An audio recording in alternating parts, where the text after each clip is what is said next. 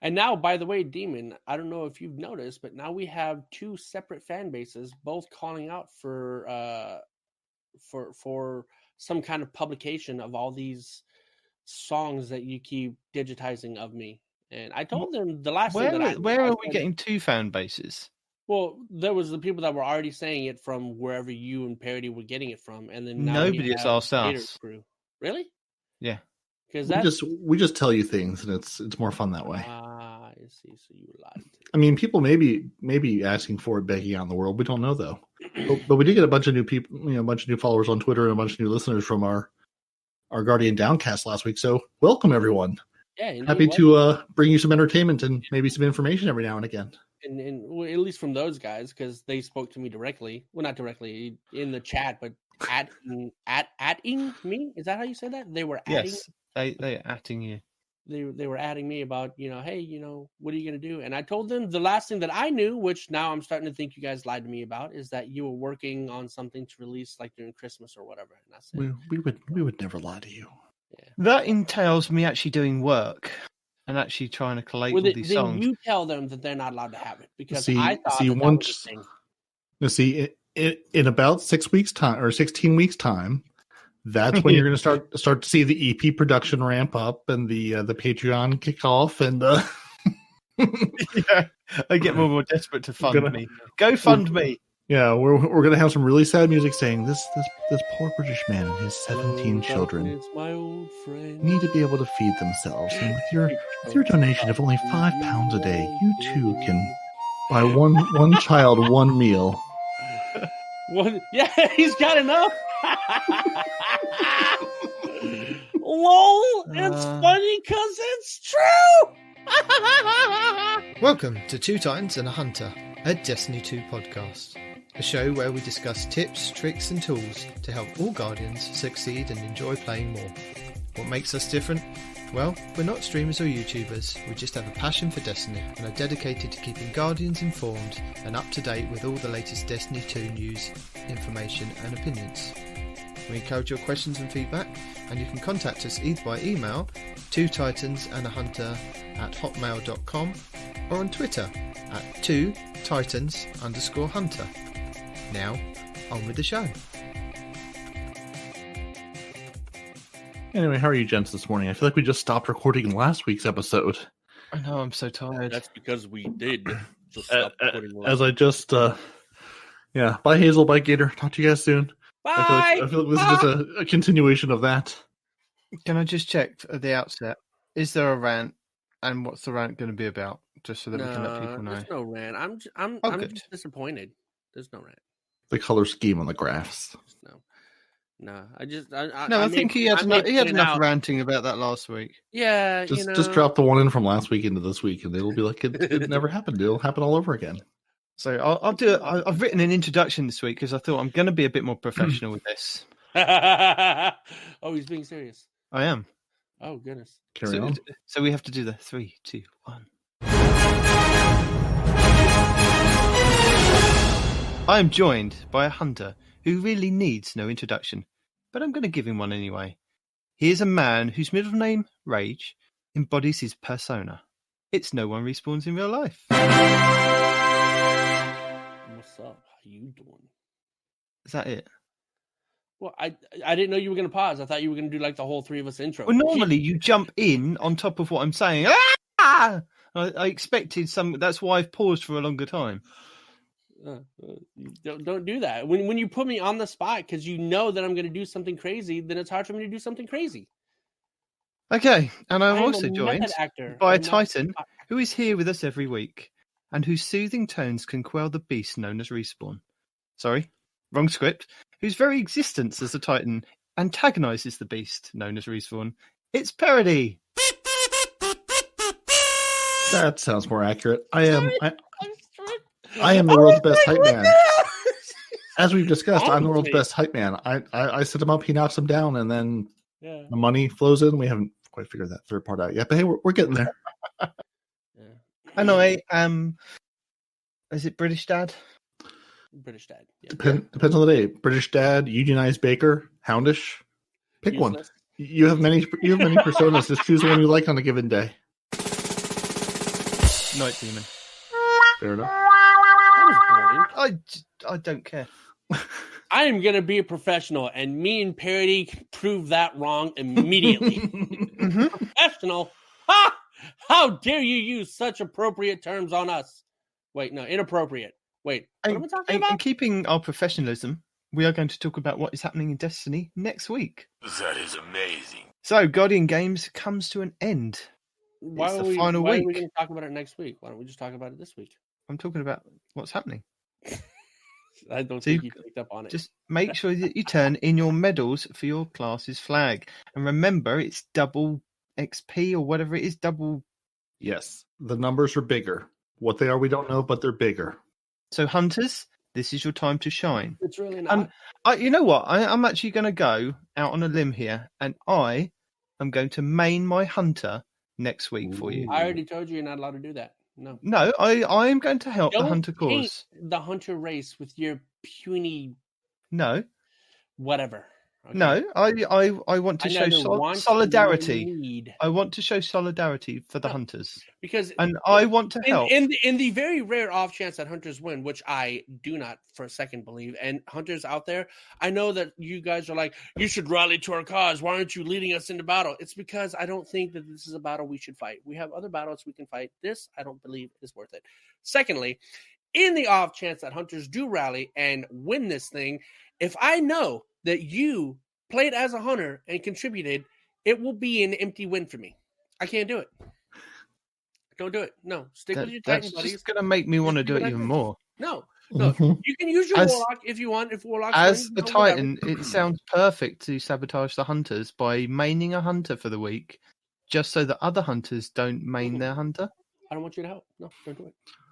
Anyway, I'm going to hunt all week. Because their win was tainted by Titans masquerading as hunters. See, this is what I don't get. I don't get the whole rivalry between the hunters and the Titans. Why can't we just all play the game and enjoy it together?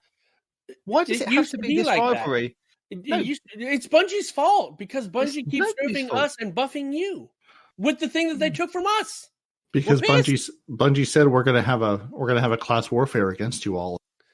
Good luck. Yeah, Bungie sparked this rivalry between us, and you notice nobody hates Warlocks. Warlocks are just kind of there with popcorn watching this whole thing go down, right? But the Warlocks may have a plan though. They use that book learning. I'm a little worried about the Warlocks this week. I don't know. I think we need to watch out for today. We'll see how today goes, because today on Jay Sniperton's put together the How Warlocks Can Win Guardian Games, 6-point plan of here are the days to bank. So today, May 2nd, as we record, is the first day where the Warlocks should be, marshaling their forces and seeing if they can kickstart into victory. So we're going to see if the Warlocks show up today, because if they show up today, then they might on the 4th, because then on the 6th, 8th, 10th, and 11th, they get the double, whatever the number is, it's doubled for the metal production. Yeah, 2x all your metals. So, we'll see. We'll see after reset on today if the Warlocks start making that final push to victory or not. The hunters, I see no plan to help them win. So sorry, guys. I don't get that, because the Titans will just keep playing.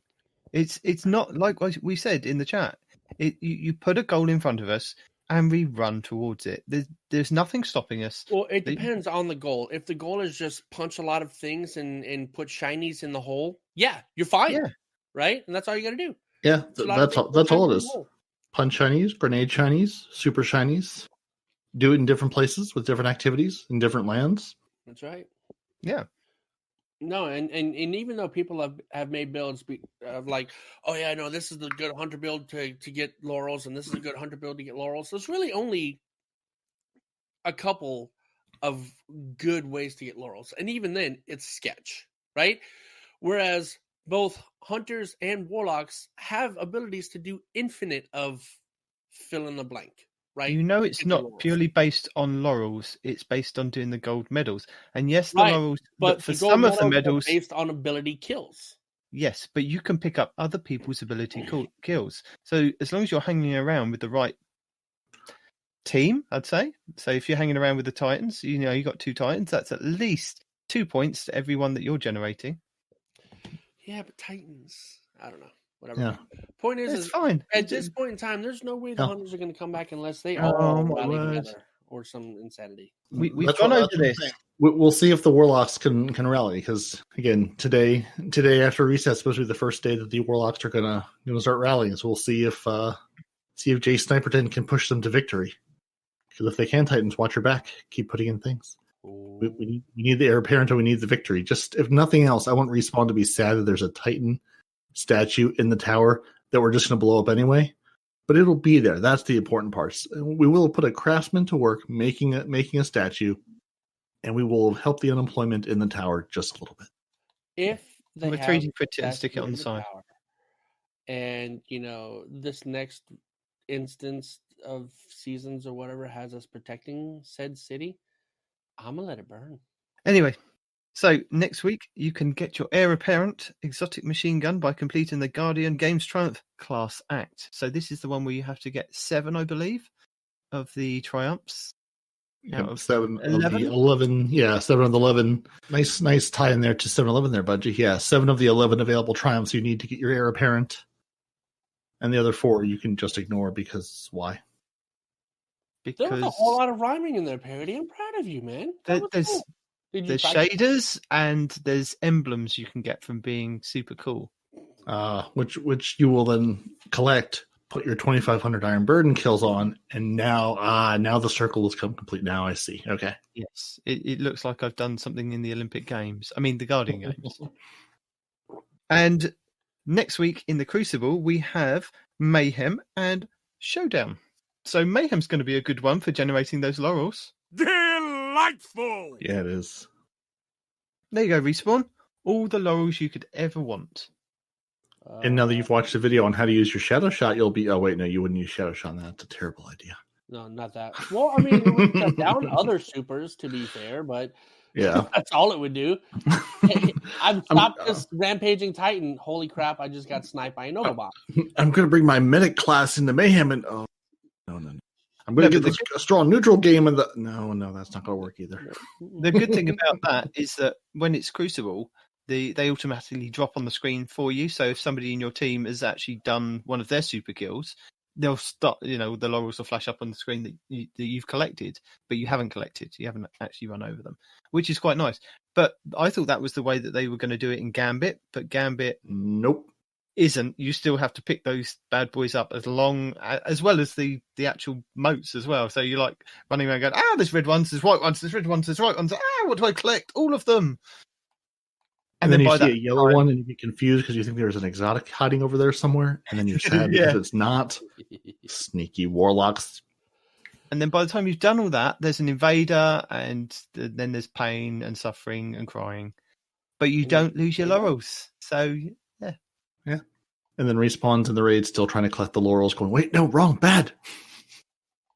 No, at this point, Respawn is not trying to collect anything. I might passively see laurels, but I'm not trying for anything.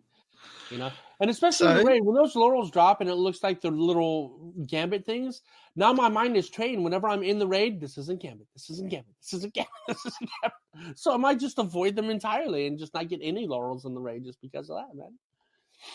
So I believe that you were right, Respawn, with your flashpoint this week. I know. You don't know. Sure. What did you pick last week?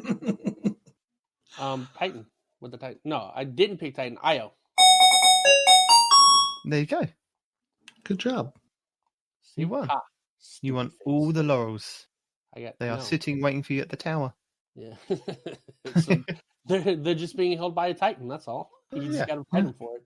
Sage 14 has all your laurels. He's holding them for you. Oh, man, I can't. Just to keep them safe. So we don't have an idea of what the flashpoint is for next week, so it's guessing time again. Let's go with Nessus. EDZ was last week, right? So I'm not going to do it again. The moon. No, I'm not even going to argue with you. I'm going to go with Nessus. No, I know it doesn't show up again. But I said Nessus last week. Nessus has got to come up sometime. If I keep saying Nessus, it's going to come up. Sooner or later. Yeah. If not next week, the week after, and I'm going to be Nessus. Playing the odds, man. if we were getting good at this, we would track them and find the pattern, or at least see what hadn't happened in a while. But then it could be like the Nightfalls where Bungie just goes, no, it's never that's going to what he Nessus said. again. Nessus hasn't happened Sorry. in a while. So there you go. And by design, they're just like, no, Nessus will never see another Flashpoint. They've which is a shame. There's been a falling out, and pleasure. no one cares about that bunker over there either. That's actually true. That's so sad, but it's true. I've completed the Moon and the EDZ bunkers, and I don't think I've even opened the IO yet. Well, now's your week, buddy. Flashpoint, everything runs around there. Mm-hmm. So we have a hotfix 2.8.1.1 to go through, and it's a lengthy one this week, boys. It is. There's so much here. Good thing they gave us a preview of this because there's a lot to get through. So let me guess. There's only the freaking Hardlight, right? No. There's also they also fixed an issue allowing Guardians to quickly regain ability energy by picking up Warmind cells. Ooh. And they also fixed the level 32 and 92 upgrades now unlocked for all 3 characters on your season pass. Nice.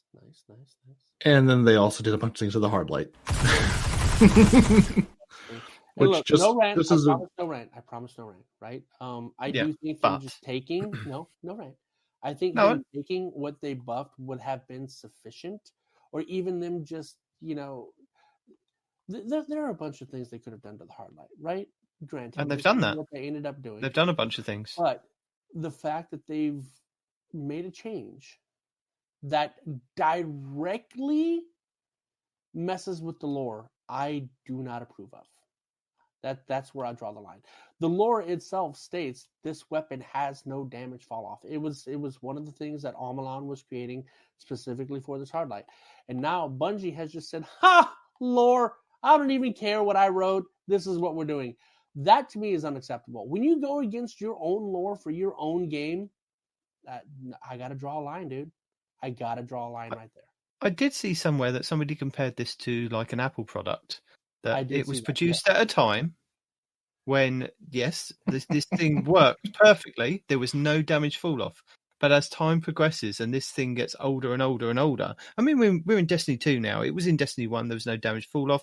All throughout this period of time, we've now hit the point of this 2.8.1.1, and it has now suffered from the Apple update damage fall off. Only slight damage fall off. They could have messed with the stability, not the camera jar. The stability. Well, they've removed a recoil adjustment that made the weapon, I guess, very stable. They could have done a lot of things that did not screw with the actual lore of the weapon itself. You're not actually upset about it at all, really. You're upset about the lore part of it. That's it. That genuinely bugs me. The fact that they did that. Yeah, so the lore of the weapon does say an infinite range, 0 drop-off projection weapon platform. And the exotic perk listed on the gun itself reads, rounds fired from the weapon will have no damage fall off. And I think it was Paul Tassie's article where they mentioned, hey, the whole thing is sort of written as an Apple callback, like an Apple presentation. I think he even may say that at the end of the lore tab says, and there is no one more thing. Again, motioning back towards Apple. No. But they did indeed. The Hardlight's damage fall off will now floor at 0.7x, and the auto rifles use a 0.5x standard. They split the ricochet bonus damage between PvE and PvP. PvE 2 times, PvP 1.35 times, PvM hard to say. We'll have to get Froggy back in here to tell us.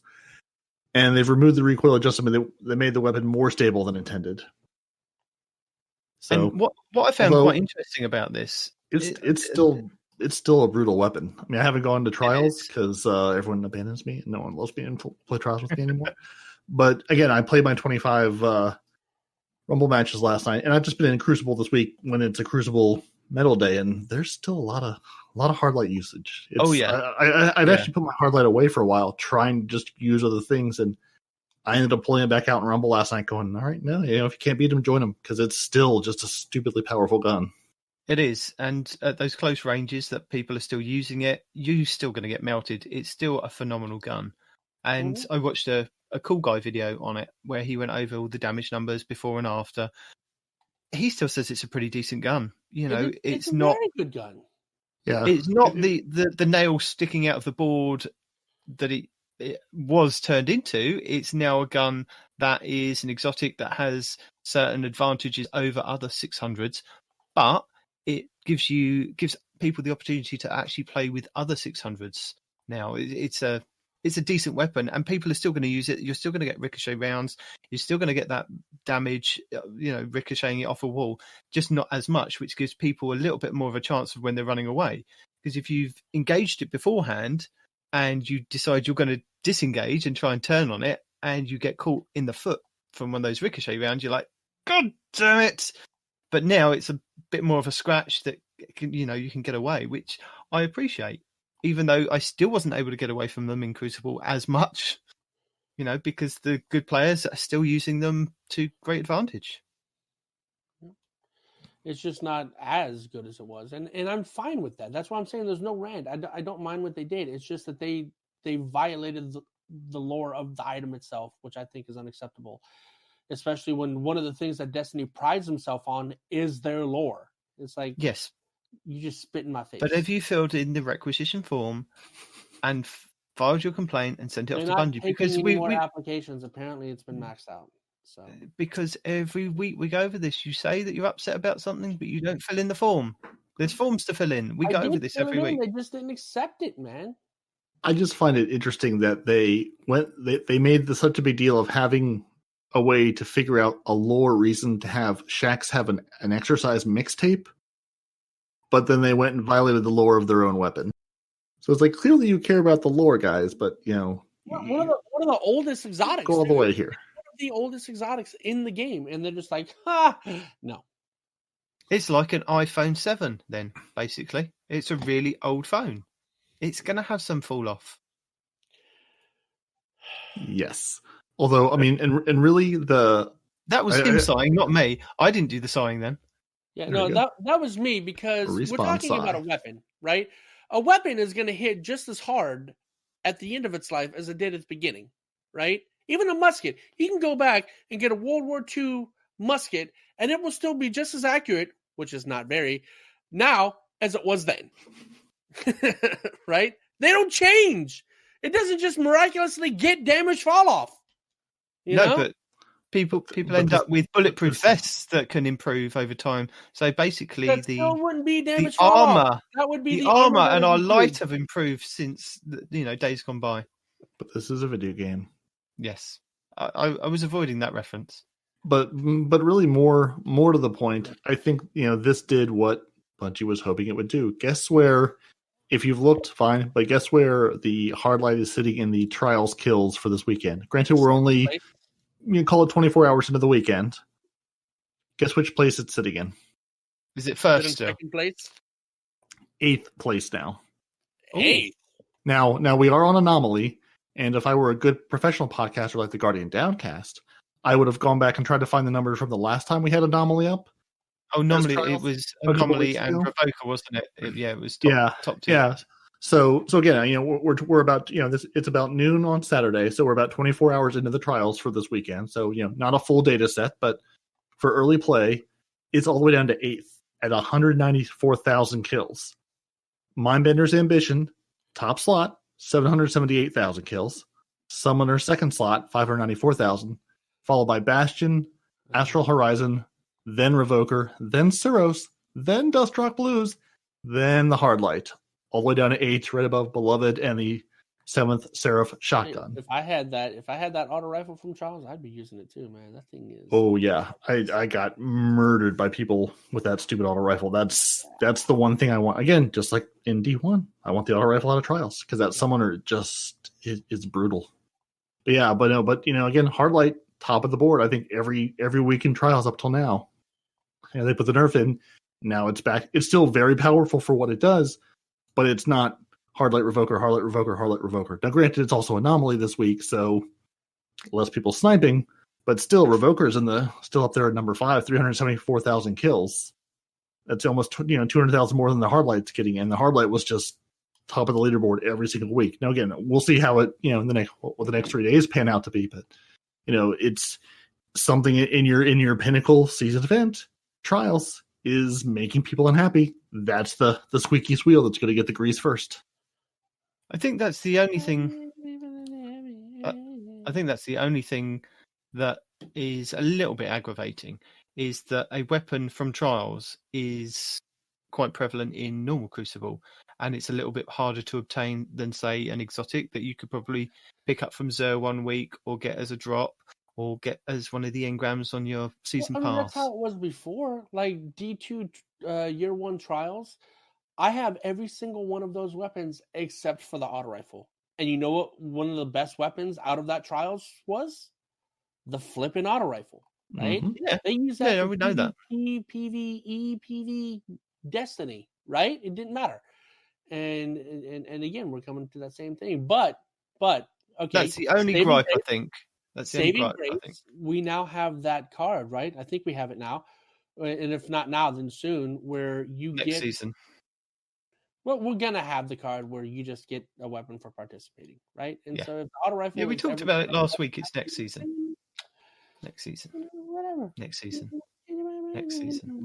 I don't know when the next season is. You know, there's also a literal countdown in the game. When you log in, it'll tell you how many days are left in the season on the seasonal pass. You're assuming I read things in the game. I'm assuming you logged into the game. I do log in. I log in. I do some bounties. I get some. Log in, run a raid, and leave again. Yeah, well, I do some bounties too to get my No, you don't. No. Yeah, Gunsmith. Gunsmith is big. I like Gunsmith. So we will link the Trials report and the Cool Guy video detailing what's changed with the hard light if you want to actually see numbers and different things in our show notes. Moving on. Are we there? We are. We might insert some music and be really cool, like the Guardian Down guys. What I wouldn't give to fight again beyond the walls. I would tear out a Vex heart with my teeth. I would sear the Cabal with my burning light, challenge the fallen Kells to personal combat and scatter them. I've been watching too many Crucible matches. Pause here to insert more Respawn talking, because again, he doesn't really exist. We've just made him up. And Respawn, I'm almost a little disappointed, because if you hadn't shown up last week, I was going to totally get the other four of us in and being like, see, so here's our big reveal. Respawn doesn't actually exist. We've just been putting him in, and then have Night Demon just pull up like an old rant or some clips from you just to feed in every now and again, and do the whole thing as you don't really exist, because you don't. You're just a figment of our imagination. We've created in a lab in Florida, and just insert just to make ourselves look better. You pretend like you do like they were doing, where you pause while I'm talking, and then when I'm done, you're like, okay, this is where we insert Respawn talking about what I just said, right? Dude, that would be hysterical. You can absolutely still do that, even if I'm on the show. I being the arbitrary AI that I am, whatever. Yeah, but it's less fun if you're in on the joke, though.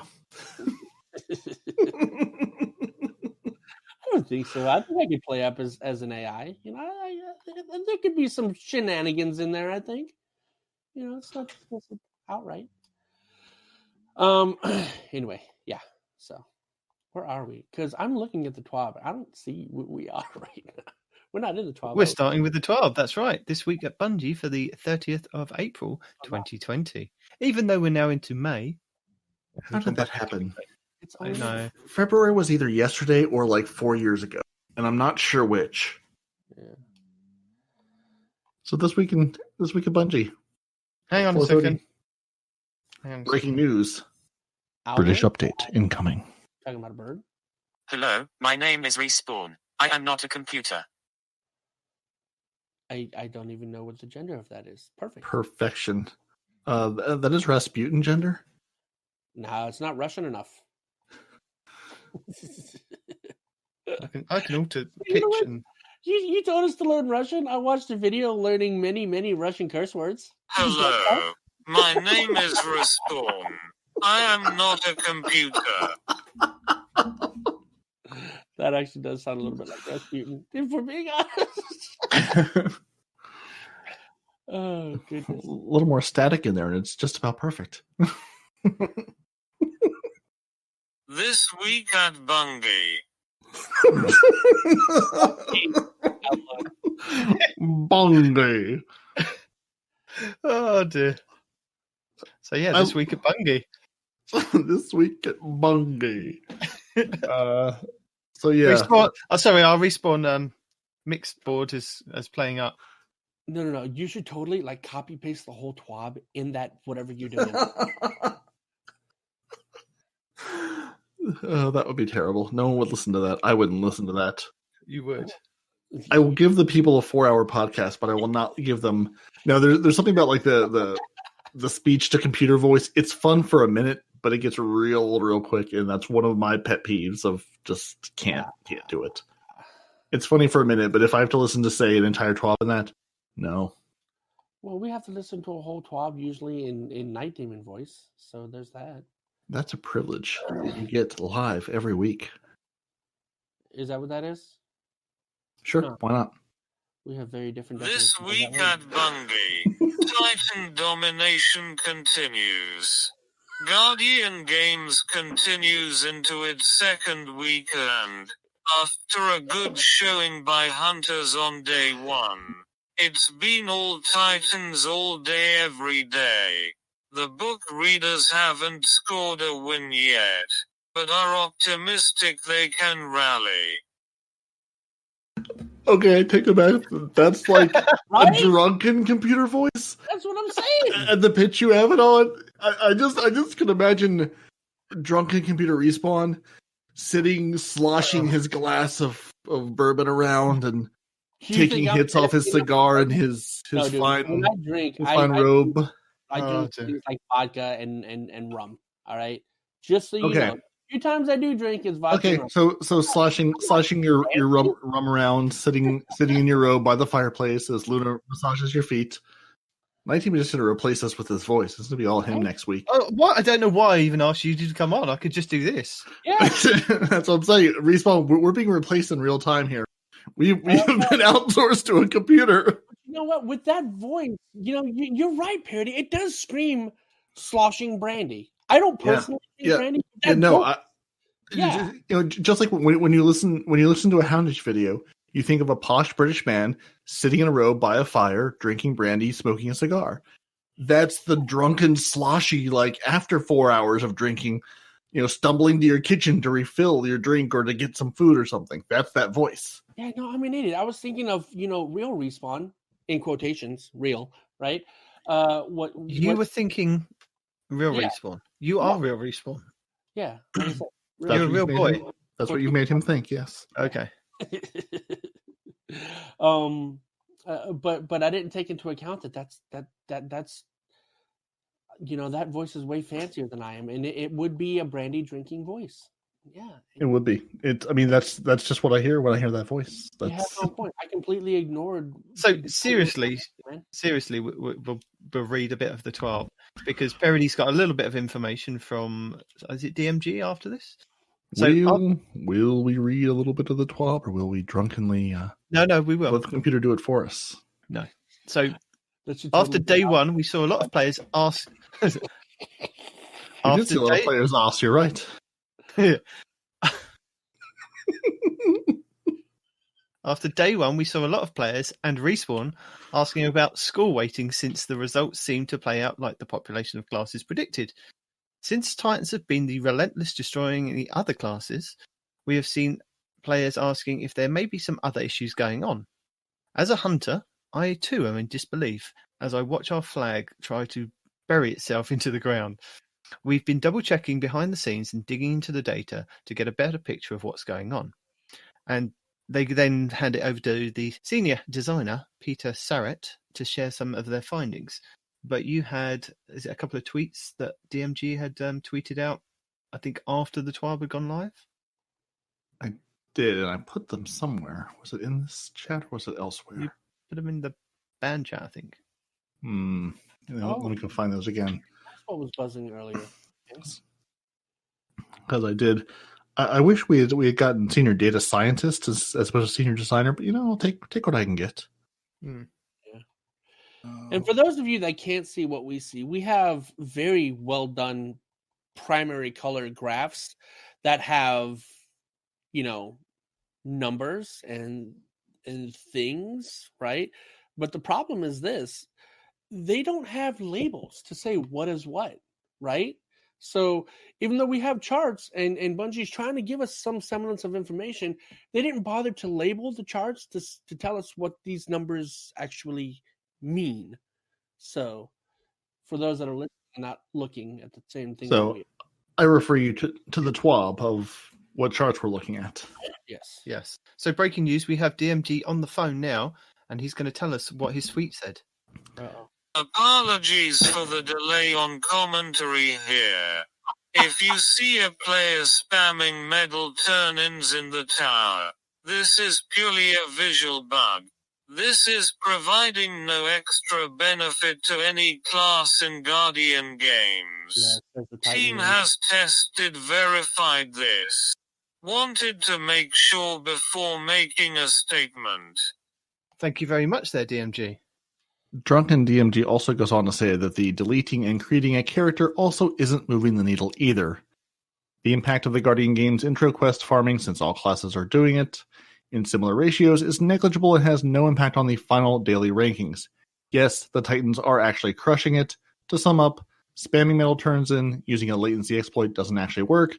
Deleting creating characters to bank extra medals isn't actually giving any class an unfair advantage. Because of the time it takes to create said class. But I don't think that that's true, because they broke it down. You can submit a medal every 2.5 minutes by deleting and creating a character, I think is what they came up with. Right, but he said all three classes are doing this, and it's not in large. Yes, people are doing it, and it is counting, but it's not like 50,000. Like, it's not happening in a high enough number to matter. It's not like there's 20,000 Titans doing it and 300 doing it. You know, there's people doing it, but not in enough that it's, you know, weighting the scales one way or the other. I see. So we're all guilty of it. The people that are doing it. Wrong word. I'm not guilty of it because my characters have been there since day one. So yeah, who has a character they're not attached to? I mean, even my hunter, I would not delete my poor hunter. No, the hunter. We spent some quality time together. I wouldn't just delete this character for a cheap win. This is a relationship we form. This isn't just a one night stand. Come on now, treat your characters better, people. No, we all know that you just use your hunters for storage. Don't even lie. Yeah, the hunter and the warlock hang out in the giant Kel ship. That's why I gave them plenty of room. They've been quarantining for years, so they will not be infected.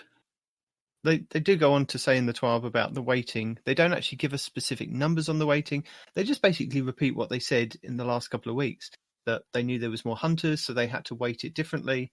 They then go on to explain various different things across the different classes, and then give us some graphs on what's actually happening. But we were saying at the beginning of the show to ourselves that we're not 100% sure on what these actually mean, because some are in the plus, some are in the minus. 1% sure what the hell they mean. Yeah, there's no labels on them. All I can tell you is the Titans are between like 7 to 11% positive, and the Hunters are between like 5 and 11% negative. Based on what, I don't know. And the Warlocks are honestly about like 2%. So the Warlocks are sort of like your long-term investment. It's going to move a little bit, but more or less stay focused. Where the Titans and the Hunters are your short-term gains and losses, where you put all your money into a startup and it either skyrockets or tanks immediately. Right. Can't tell you anything else because we don't have an axis. All we have is a plus 10% or minus 10%, but of what? And you know something sketchy is going on in the background because people have been screaming about how is it weighted. Nothing sketchy is going on in the background. Then why didn't they give us the one thing that we asked for? How is it weighted? That's right. all. Even if you know how it's weighted, how are you going to calculate whether they are doing the right correct calculations? Oh, there's somebody out there that can do it. No. There's no way that you could do it without actually seeing the data that's going into it. There's no point in giving you what the weighting is. Why not? Because if they say it's 2 to 1, then no matter what number they give you, people are going to go and try to quote disprove it. When you know it's got to be more than just one thing. It's not just like hunter medals are 0.8% of every Titan medal. It's got to be more complex than that. I know this is frustrating. I honestly, I think the bigger issue, because based on the graphs they did give us, that second graph where it's like we're all within like 0.5 bananas of each other, I think the bigger issue is like they go on to say that like the flags are weighted, 33% each, and then it goes up and down.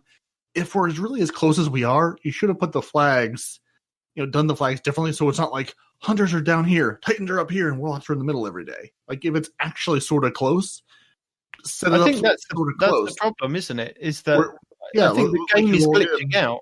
The game's glitching out with where the flags are in positions. So going on the charts that they've given us in the TWAB, that is completely different to how those flags are looking. I mean, the Titan one looks like it's way up in the air. The Hunter one doesn't look like it's even moved. And the Warlock one's like semi in the middle.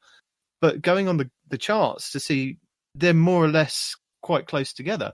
So I don't know if this glitching with the slamming the medals into the wall and then glitching out and just having it repeat over and over and over again is having an effect on the visual effects in the tower, which is why people are getting upset about it, saying the Titans are cheating and this is going on. I think they need to kind of clarify that and say maybe there's an issue with the visuals because they don't actually represent what the actual numbers are compared to these charts that we're seeing in the TWAB. Yeah, or instead of doing like they say, they're all weighted about 33% and each day it goes up or down. Just give us like you have in the second chart. Give us 3 bars that fill up as the day goes. Where there's no absolute top, but just as it goes up. Like again on April 28th we have a chart. Hunters were 10.4, Warlocks were 10.5, and Titans were 10.8. They wouldn't do that because of something. But then we would be able to see how they're weighted. But right? that's a close number. Visual representation, then we know exactly how they're weighted, which obviously Bungie doesn't want us to know. Well, just I mean, again, just looking at this April 20, 0.4 melee kills. Sure, why not? Melee kills. Separate all 3 classes, and every day is the same thing. Every day it's like within one something, we all 3 classes have been the same. That's not how the game looks. When you log in and see one class, one class, visually way ahead, one way behind, you're going to go, why even bother? But actually protruding below the freaking thing, right, no. Right, like their way. Again, I think you can give us bars and chart, even if you just did the big giant event where we were all banking the stupid things last season, and you gave us the thing.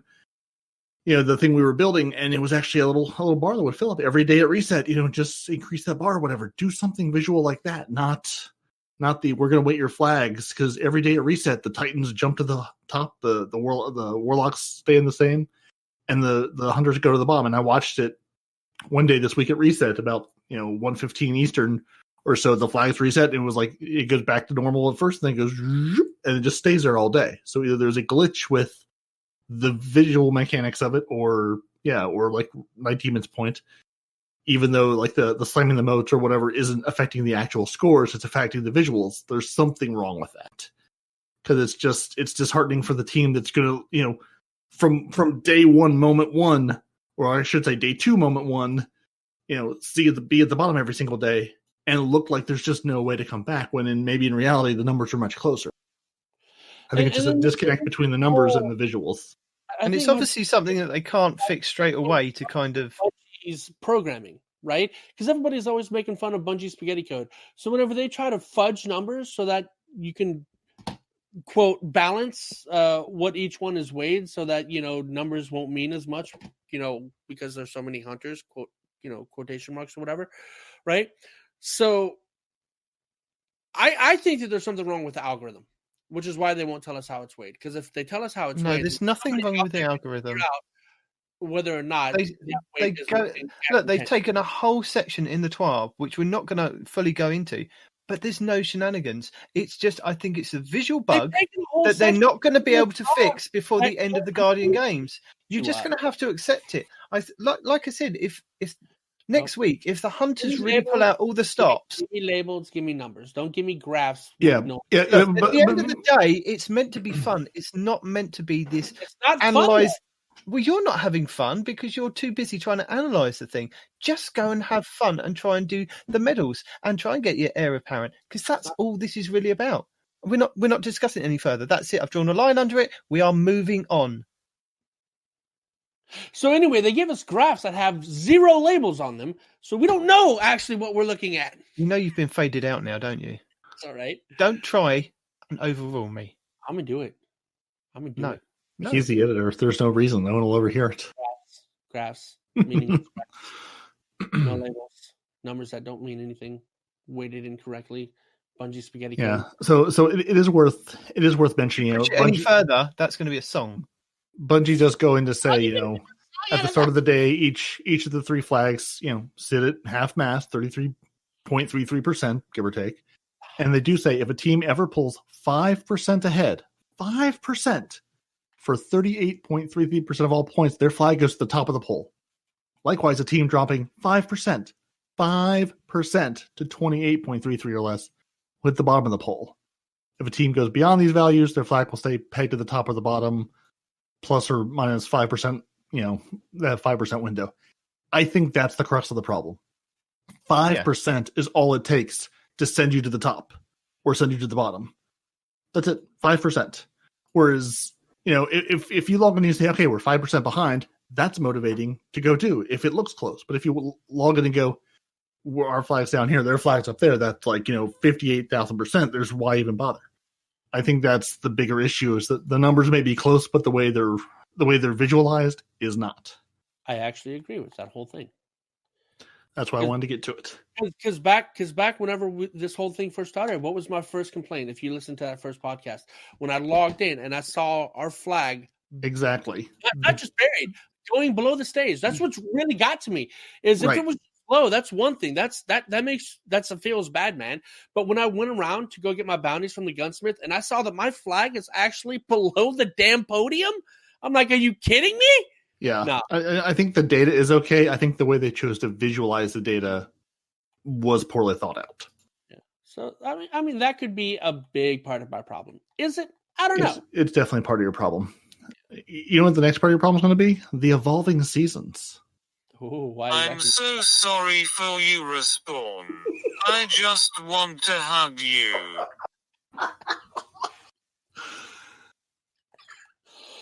See, even Rasputin is taking pity upon you, offering you love and hugs this week. No, that was DMJ. Is this drunk DMG? Dude. I think we need to call him DDMG. Okay. Drunk DMG. Run DDMG. Lol. So Trials. There's a thing in the game called Trials, and creative directors. One of our creative directors, Evan Nikolic, is here to share details on what to expect with Trials. Sorry, Evan. What? Evan, you're not getting it again. You had to listen to it the first time. They've collected lots of great feedback over the last several seasons, over the last several months about our seasonal model. Luke outlined some of the thinking back in February, and we want to look at some of the vision guiding Destiny 2 Year 4. The story continues. We've been making progress carrying the overarching narrative season over season in Destiny 2. Save 14 and Osiris led to the Warmind, which leads to Redacted. It's not perfect yet, but the bridges between seasons can definitely be improved. And we could do a better job recognizing prior seasons' narrative threads in the active season. Or acknowledging they happened at all, and there is a narrative thread here. But hey, So in year 4, we're going to be better about building interconnective narrative. And more importantly, letting players be a part of that narrative. So this means if you started playing in March 2021, you could go back and experience season 12 and 13 in narrative content. I want to ask you guys a personal question, right? Would you feel more attached to the storyline if there were just a few more actual cutscenes, not just like dialogue that happens? Because when dialogue happens, I tend to just kind of ignore it. When Skip. I tend to pay attention. You skip, really? Pretty much. I mean, for the most part, I'll watch it once, but none of it matters. Honestly, most of the content, like the cutscene dialogue, I'll watch. If I'm playing it solo, I'll sit and listen to it. If I'm playing with people, I usually skip it, and then I'll go back and watch someone's video who includes the whole thing at my leisure. So you're more of a cutscene person than a dialogue person, right? The cutscenes I skip. The dialogue sometimes I hear, sometimes I don't, because sometimes I'll be playing with the sound muted or super low or with one earbud in. That's my thing, because when the dialogue happens, like you, my sound is almost always muted, man. But when there's a cutscene, at the very least, I can read what's happening on the bottom. I know, hey, this is a cutscene. I should probably pay attention. Not some, hey, I've just killed everything inside this bunker. Holy crap, they're talking. What did I miss? Right? I don't know, because it was text at the bottom kind of thing. I don't even have that on. I don't even have the text on. If it's talking and I don't hear it, I just miss it, or I go back and again watch someone's video that had it included, because there's just up until now there is a world of Destiny, and I would love to watch a Destiny movie, because I feel like they could tell a story if you gave them a finite start and end. I just don't know if they can tell a story that's evolving through a video game, because none of it matters. The story's made up and none of it matters. There's a thing coming. Oh, there's a thing. There's a pyramid over here. There's a guy we brought back. Not important. Go feed the robot this season. What about last season? That's last season. It doesn't matter. Nothing matters. We can put all that on pause. Yeah, no, I feel that every season is just more collect bounties. There's no story anymore, man. I mean, I'm sure that they have something. Loads of stories. Stop skipping stop skipping. I don't skip anything. He skips. Okay, well, he's skipping. Stop skipping. There's loads of story. I love watching it, and sometimes I'll watch it on one character and then watch it on another character when I play through on that character. And I listen and I read. The cutscenes I love when I have a particularly goofy-looking Titan, and it puts you in as your character, and you have someone having a sensible conversation with this absurd-looking man. I'm going, no, you can't have a serious conversation with this Titan. You would look at him and just laugh your head off for 5 minutes. Come on now. Not if he took out Oryx, no. They have belief in him, which is what they keep telling me, because I took down so-and-so and I've beaten so-and-so. They have belief in me. Yeah, we've killed a couple gods in our time. Yeah. I don't know. Back when we were good. I do enjoy the lore, and I enjoy the story as it happens. I don't like, hey, there's a new season. Great. What's new? Bounties. What? Yeah, you get new bounties. Okay. But this we get the new bounties to feed this seasonal content, sort of. It's like, that's one of the reasons why I like RPGs, right? RPGs, and more importantly, MMORPGs, which is what Destiny's claiming to be. They're very storyline driven, man. And just... We're getting there. What was the point of your question?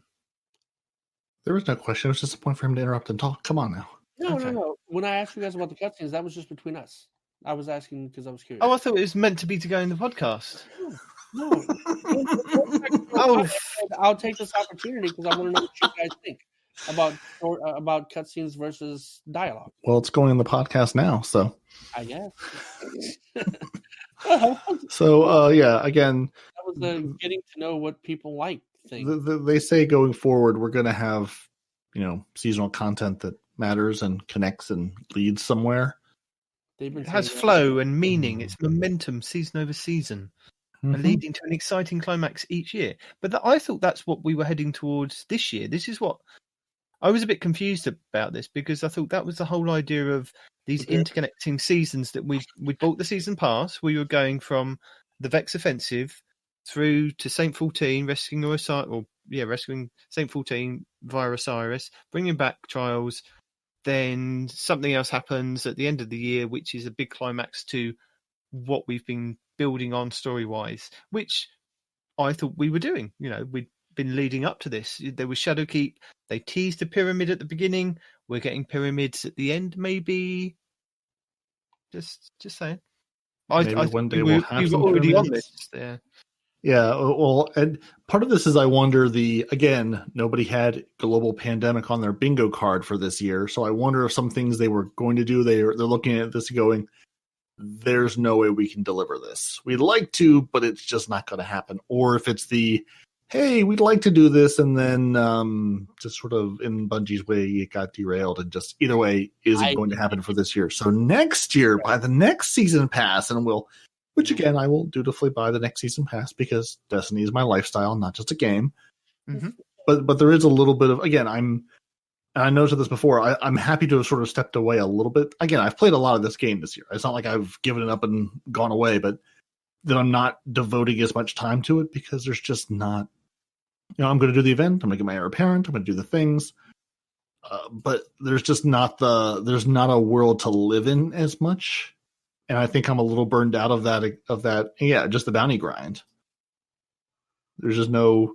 You do the bounty, you do the thing, you get more loot. I don't care. I don't care about half this loot. I don't care about 3/4 of this loot. I miss having I think the thing with the bounties to get loot, like the last word is a quest. The divinity was a quest. I had to go do stuff to get it.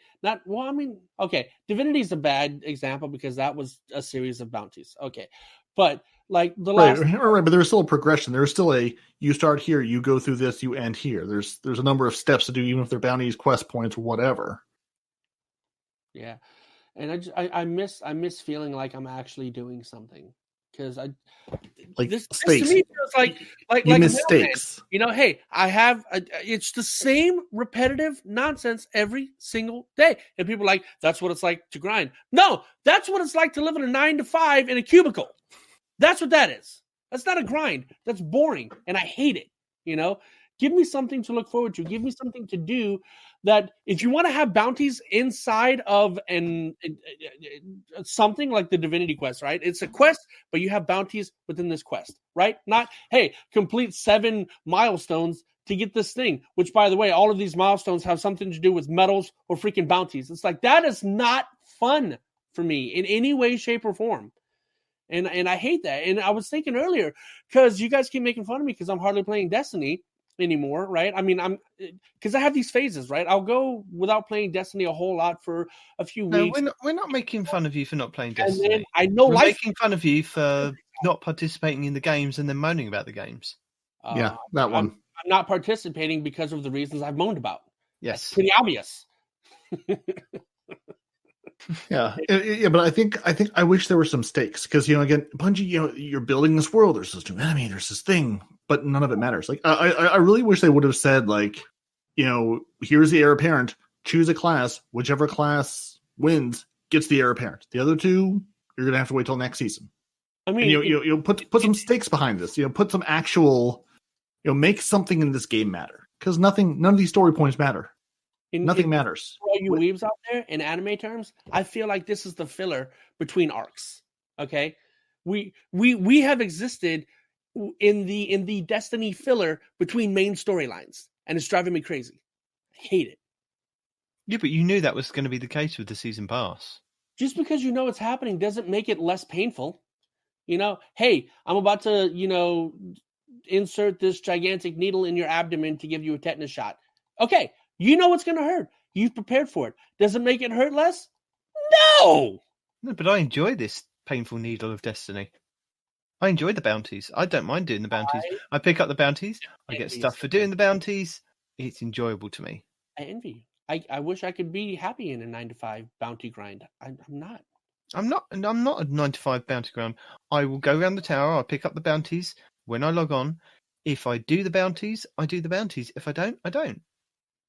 End of. Some days I log on to actually do all the bounties because I want to get more bright dust. I want to get more glimmer. I want to get the shards. I want to get the whatever. So I'll make sure that I'm actively doing something that will kind of tick all the boxes for, say, 3 or 4 things all in one bounty, so that I load into a private nightfall. I'll do all the strike ones, the testing from the gunsmith, and a couple of other ones that will randomly fit in. And knock them all out in like half an hour. And I enjoy doing that. It's a nice private time for me just to go and have a bit of relaxing time. And I'm getting something for it each time. You don't treat it as a kind of a grind, as a job. Treat it as just something, you're getting a reward from it. That's what it feels like, dude. I didn't come in here thinking, oh, no, this is a job. I came in, trying to do the bounties, trying to raise that flag, and then it just became, well, okay. To be fair, I felt like this before the flag thing even happened. That's being a little. Let me ask you this question though: if it had been the other way around, and your flag had been like the Titan flag, and it had been high for the last 2 weeks, would you be feeling what you are feeling now? Yes. You'd still feel kind of. I would, because like I was just saying, I felt like this before the flags. I was blaming it on the flags just because I'm salty about it, but that's not entirely true. Because I was feeling this way before the flags even became a thing. right? I'm tired of all the bounties. I'm just tired of everything in this game being bounty this, bounty that, bounty this, bounty that, bounty this, bounty that. Give me a new storyline. I agree with you that the annoying thing is that it's bounty this, bounty that to progress your season pass. The more bounties that you turn in, the more progression you get on your pass. And there are certain things that you can do, like wearing ghost shells, going into like doing strikes, and then turning all your bounties in to get double XP, triple XP on whatever it is for those specific things, and really rack up your progression on your season pass. And I haven't seen any additional rewards on that seasonal pass from what was different from last season, which was just those engrams that you could get, the shiny engrams for the Eververse. Nothing past 100 as yet. I think I'm 150 and 160 something. There would be something in there. There'd be some reward, but maybe it's something that like at 200. Maybe there's something one, because I believe no. Maybe they get you with those babies, dude. Yeah, there isn't there. I mean, that's the thing too. I wish because I think I just hit 120 or something on the pass this season, which sort of surprised me because it kind of snuck up on me. Because again, I sort of get in. I've been treating Destiny sort of like my 9-to-5 job of get in. I say, okay, what bounties can I go pick up? Now, granted, sometimes it's I want to go do this, or hey, this week it's double XP in Gambit or Crucible. So I say, okay, this week I'm going to play this. This week I'm going to play that. When it's Iron Banner, it's Iron Banner week. But I've gone in and said I'm going to go pick up these bounties and pick up all the extras so I can get my Bright Dust.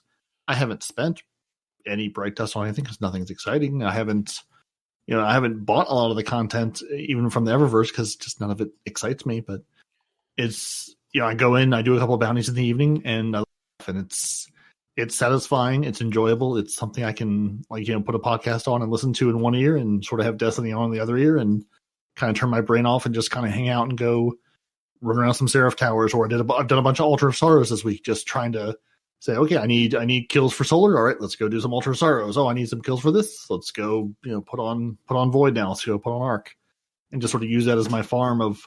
It's not the quickest way to do it, but I can sit and enjoy and have fun and help out whoever's over there trying to get their weapons or whatever.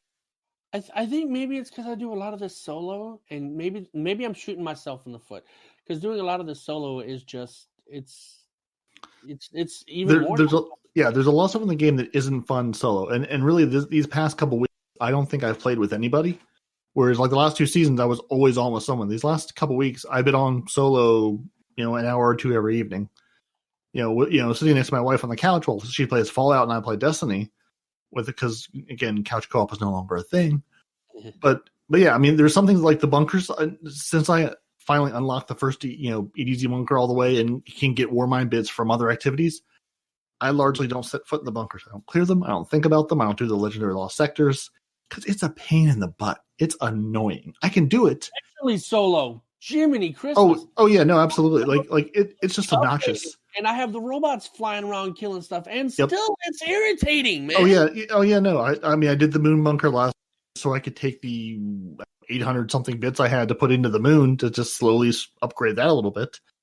And the return on investment for your time is not worth it. It's irritating. I would much rather just and speaking of the moon, pay the thing to clear them every day for me than engage with the content. It's just annoying, and that's the reason I haven't taken the spare rations, the recluse, and the sword off that I've had all season long, because each of them are assigned to a certain champion, and I know I'm going to need them to go in and clear the bunkers with. And it's just there's so many guns I haven't engaged or played with, and exotics I've left behind. Because I can't put one of those things on, so I can't do some of the content with it, so I just haven't. Exactly, man. And talking about like the moon that you were just discussing, the two are they Unstoppables? The circular symbol that they have over their heads, right? You have those two guys right in the beginning, and then right behind those guys is the servitor that pops the shield and heals, right? Mm-hmm. Drove I almost broke my game. I am not even kidding you. Is whenever I went to go kill the shielded servitor first, the two unstoppable dudes, not unstoppable, what are they called? Overload. The two overload walked over just close enough to the servitor. Mm-hmm. He shielded them, and I could no longer kill the servitor without those two just destroying me. And I'm like, yep. Wow. Those two unstoppable, or not yet, the two overload captains Mm-hmm. It's just why. It's like I'll do it. I'll eventually, go and just respawn in there enough time, kill them. It's just why. It's just dumb. Yeah, where they can actually interact with one another. That was ridiculous. And they always end up like going back into that corner. I end up just either, I'll spawn the Valkyrie or I'll spawn the big robot guy and just run in with a sword and just wail away at him, hoping to get one low enough to then pop a super or finish one of them off. Because when they're both alive, they both stand next to each other. Absolutely. And as a hunter, I don't know how you do it, because at least I can be tanky enough to do some damage, but man.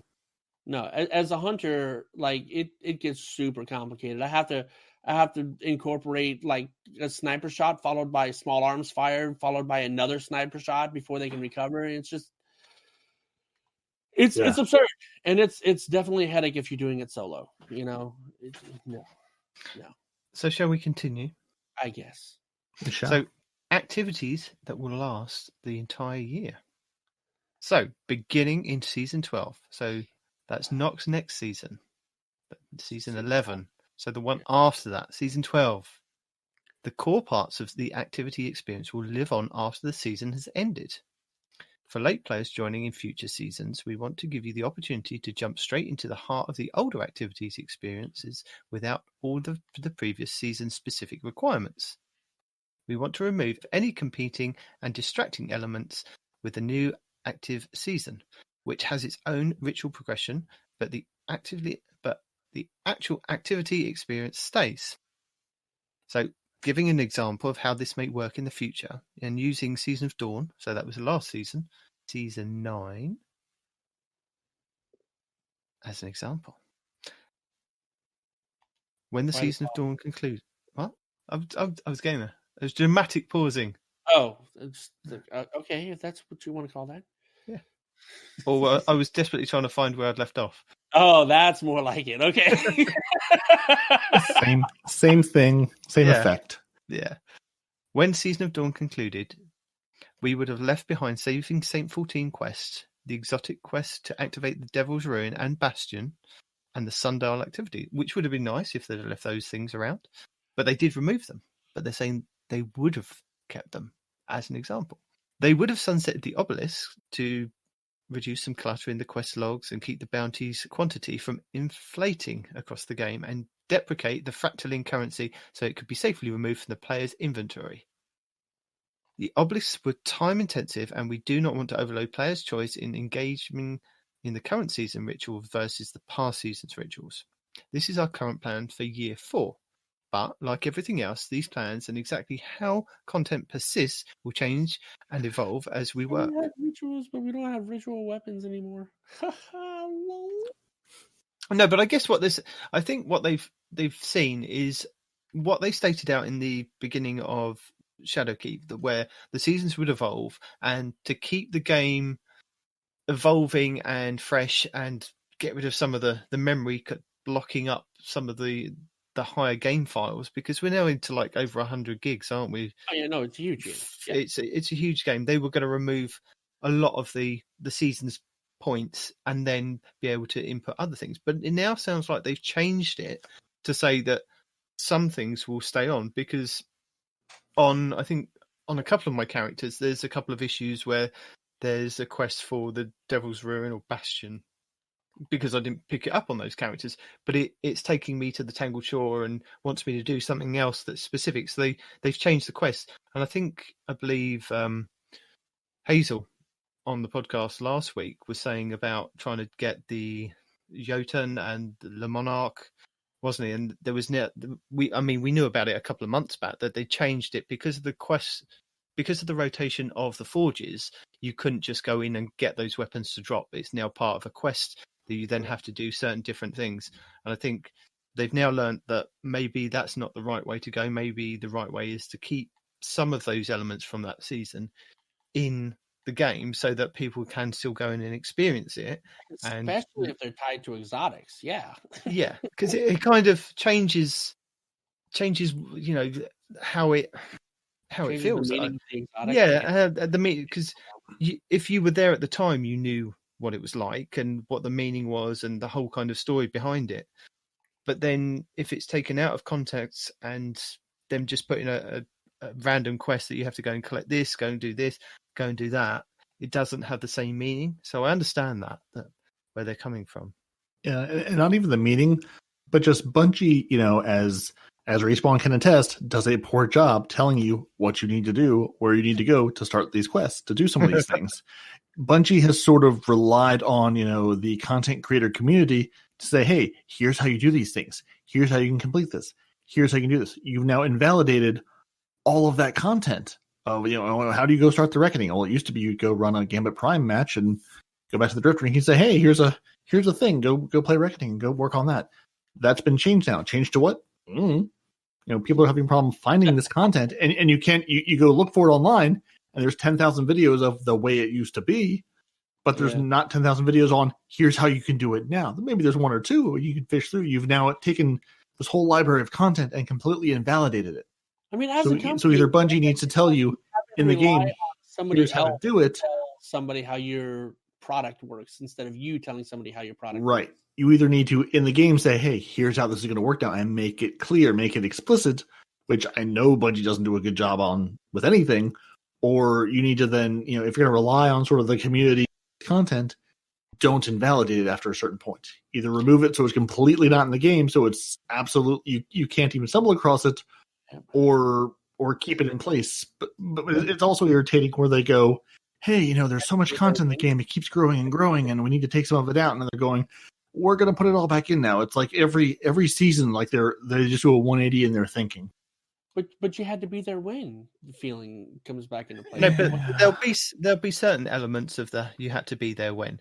But what I don't agree with you had to be there when is triumph score. Now I agree on triumphs counting that it gives you something to show. But what I don't like is the fact that if you miss out for some certain reason, say you were not very well and you weren't able to do certain parts of triumphs and you missed out on triumph score that then is taken away for the next season. I don't see that as fair. It should be like Destiny 1 where the triumph score stays and you can reach maximum triumph score, although there are other triumphs that you can get which have no triumph score. I that's one thing that really gets me upset is the fact that I can't get 100% triumph score in this game because you can't I can't no life it, but they keep taking some of the triumph score out of it. It's retired. It's not going to be able to come back. So I can never get to the point of actually doing all of those things. If you hadn't got your 2,500 Iron Burden kills, you never can again. If you're sitting at 500 and something I am. Fine. That's a 0%. That's a 0% triumph score. I'm not, but I'm talking about the things that actually matter with the triumph score. With Destiny 1, they did it for, I think it was House of Wolves. You had to go and kill the wolves on the around the Cosmodrome in that season, and then if you hadn't got those triumph cards, they were then taken out of it. You could never get them again. I kind of disagreed with that because somebody that may have been away for that season could have missed it, or that rotation of those bosses that were only available for certain weeks. So, that's one thing I don't like about it. Yeah, I just wish Bungie would come up with a plan and just kind of stick with it for a little bit, because it seems like, again, it feels like they do 180 just turns every other season or so. There's too many of us and our voices going, we want this, we want that, we don't want you to do this, we don't want you to do that. And that's the problem. They can't stick with one thing. Right. Like I almost wish there was an Apple, a Steve Jobs like presence, and not to invoke him, but I wish there was someone saying, here's the vision for the game. Here's the game we're going to make. This is what the game's going to be. Give us your feedback, whatever. But overall, here's the overriding vision for what Destiny's going to be, and this is the way we're going to move it into. Because I don't feel like it has that necessarily, and maybe it does. Doesn't it? I think Luke Smith came out at the beginning of the year, and he said that. He said, this is what it's going to be from Shadowkeep and for the season pass. This is what you're going to get. This is what we're going to do. We're going to do evolving seasons, and that's it. And that, to their testament, they have stuck with. They're now saying, come season 12, which is going to be the new season in September, So it is going to be the next year. They're now saying we are changing what we originally set out with for that year, because we've done that now. They maybe got some information, they've learnt, they've got some feedback. They're now going to go, right, we're going to do it like this. So I think they have done what you said. They have sat down and gone, right, we're going to go with this, and we're going to go with it for a year. They didn't maybe not necessarily told us that they were only going to do it for a year and see how it went. But I think they did say that it was going to be a learning and evolving process. Yeah. So I feel like in all cases. Yeah. Well, I feel like that's sort of the sign off on everything of, hey, we're going to do this unless you all say it sucks too bad. Which again is fair. I mean, and again, I still feel like I have to give props to Bungie of just incorporating feedback, of making changes. Because again, talking about all of our video gaming histories last week on the podcast with the Guardian Downcast guys of going, there'd be a game and that game would be released and that was your game forever. Good, bad, otherwise, that was the game. At least now you can build an evolving world that changes. Maybe it changes for the better for your liking. Maybe it changes for the worse for your not liking. But it changes, and just the fact that they're able to they have a TWAB we can read every week and saying, hey, here's what we're thinking. Here's some information. Having a little bit of interaction. Hey, this game came out. Who makes it? I don't know. Some sort of mythical Nintendo up in the sky in the far land of Japan where they make the Marios and the Pokemon. Are you bad mouthing Nintendo now? No, not at all. I'm just saying. For all the crap we give Bungie, it's nice to have that communication. Nice to to know what's coming, because they can just say, "You'll get it when you get it. Deal with it." Yeah, let's look at it like this. This is a game that's in its fifth year, moving on to its sixth year. I mean, it's not the Destiny 1, but I know it's an evolving. We're on Destiny 2. But to keep up the same kind of momentum and even build on that compared to what we got in Destiny 1, year 2, I think this game, this franchise has come on leaps and bounds. And the amount of listening that they're doing for the community and trying to implement that with what they are basically an indie studio is phenomenal. So stop your whining, Respawn. That will never happen. What would the show be if he stopped his whining? Yeah, we wouldn't have a show. It'd be 4 minutes of us agreeing and moving on for the week. I wish. Oh my god, that's so accurate. So Destiny 2 will still have movements woven into the overall universe narrative where we remove old content and allow for new content and stories to grow in its place. And as we said in the past, we cannot continue to grow Destiny's universe infinitely. And there's a lot of reasons for this, technical, resourcing, as well as overarching universe design standpoints. Finding the balance of creating and maintaining content in our ongoing narrative is a necessary part of continuing to build Destiny 2. So I like that. We're still going with Destiny 2, which is quite nice because, I know you get into that cycle of is it now every 7 years we get a new console and you have to upgrade if you want to kind of keep up with the things. And the same with like Destiny. Everyone thought, 3 years of Destiny 1, or we'll get 3 years of Destiny 2 and then it'll be Destiny 3. So it's just nice to still stay in that same kind of game. And although I think Destiny 3, there'll be leaps and bounds compared to what it was with Destiny 2. The same with Destiny 1 to 2. I think, but we're not at that point yet. I think we're going to be slowly taken into that with what they're doing in Destiny 2. Just keep buying the new console, because playing the game on your own old console is a terrible experience. So just buy the new console, everyone. Keep buying. Just keep buying. Rewards remain. With the seasonal activities persisting, a player will need a good reason to go and play them. The reason in the rewards and what we're playing is carrying on in the season rewards forward throughout the year. In today's Destiny 2, history is expressed by things that you have collected. We want players to be a part of that chase no matter when they enter the year, and to reduce the pressure to collect everything during a single season. In the short term, to acknowledge the step forward that we are taking, we are adding some selected weapons from Season 8, 9 and 10 to an engram that will drop in during Season 11. So that is next season. Long term, we want to make sure that the rewards we release each season are available to players throughout the year. Continuing with our Season of Dawn example, so the rewards that came out of the sundial would continue to drop from the sundial. However, how the drops will occur will change. as narratively Osiris has left and we remove the obelisk, but the weapons and gear would still be present. This is an obvious solution, but it suffers from a design perspective in creating a narrow pursuit focus. Having rewards in just one location oversimplifies the pursuit game and has the same effect of limiting the ways in which you can play Destiny. Our focus is to broaden and provide multiple ways for you to earn past season rewards. In addition to the rewards coming from the seasonal activities, we are thinking of having seasonal rewards be available to earn in the core modes as well. So this is Strikes, Crucible and Gambit. If you're getting tired of playing Sundial, you'll have the opportunity to jump into Crucible, Strikes and pick up a couple of the Season of Dawn weapons that we hand-picked.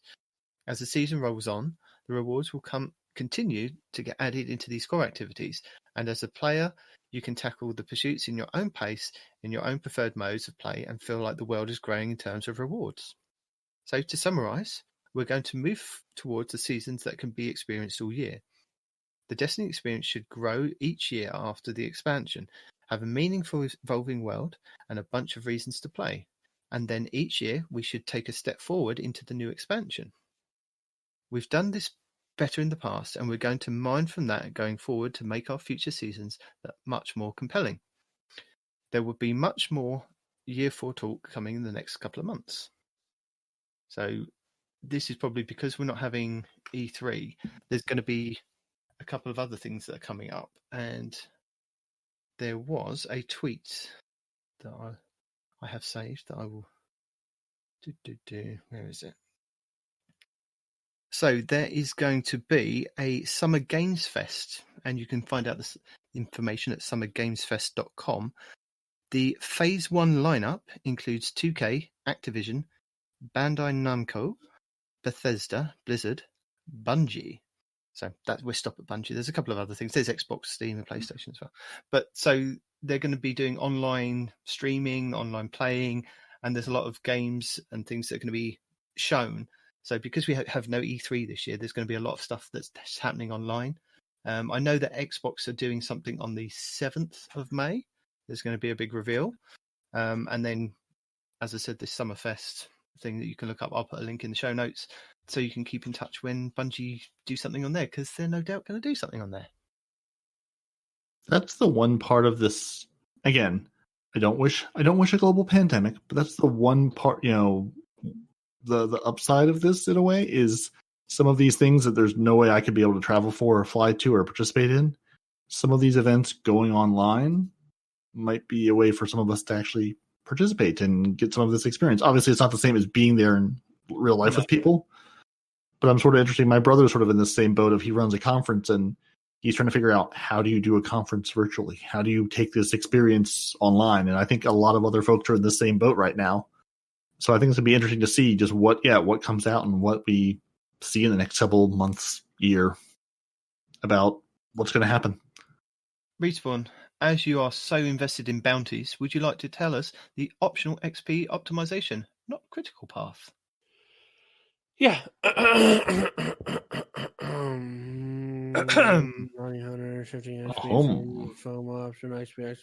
path. Cool. Nice. Very interesting. Because you obviously hadn't got this far in the TWAB before you started ranting about the bounty. Optimization, not critical path. It's right there. No, but before that, you hadn't known this was in the TWAB, did you? Sure I did. He watched someone's video tell him about it. Actually, not this week. Bounties have found their way. Bounties have found their way into the critical path of some seasonal pursuits, becoming primary sources for seasonal progress starting in Season 12. We plan to stray away from this model in general.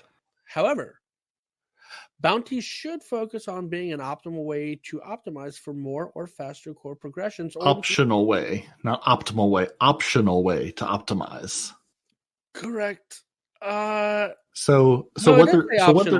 does say optional. Yeah, you said optimal. Did I? So what they're saying is, Respawn, they've been listening to you. They've been taking your feedback and they've been listening, and they're maybe going to implement some of it. So untake a drink because the system works.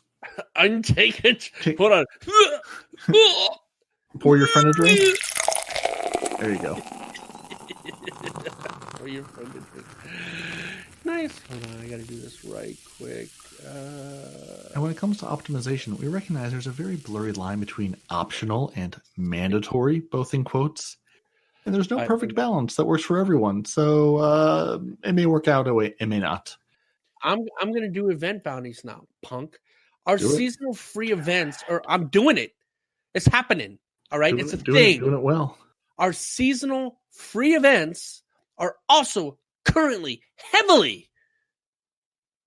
That was pretty intense. Utilizing bounties in their design. We have seen the feedback around Guardian games being the most recent source of frustration, with too much emphasis on completing bounties to participate in the event. We don't plan on making any changes to the current event as it's ending in a few weeks. Oh my God, we have a few more weeks of this. I forgot. But we're already looking at plans to adjust the role bounties we'll play in the future events. Quality of life improvements. That hurts. I mean, that's sort of Bungie par for the course. They never change a current event. I know, but no, I'm not worried about them changing the current event. I'm upset that it's still going to be a current event for a couple of weeks. That's what's getting me. Okay, we don't like that every play session starts with 10 to 15 minutes of loading up on bounties. Thank you. Finally, you paid attention.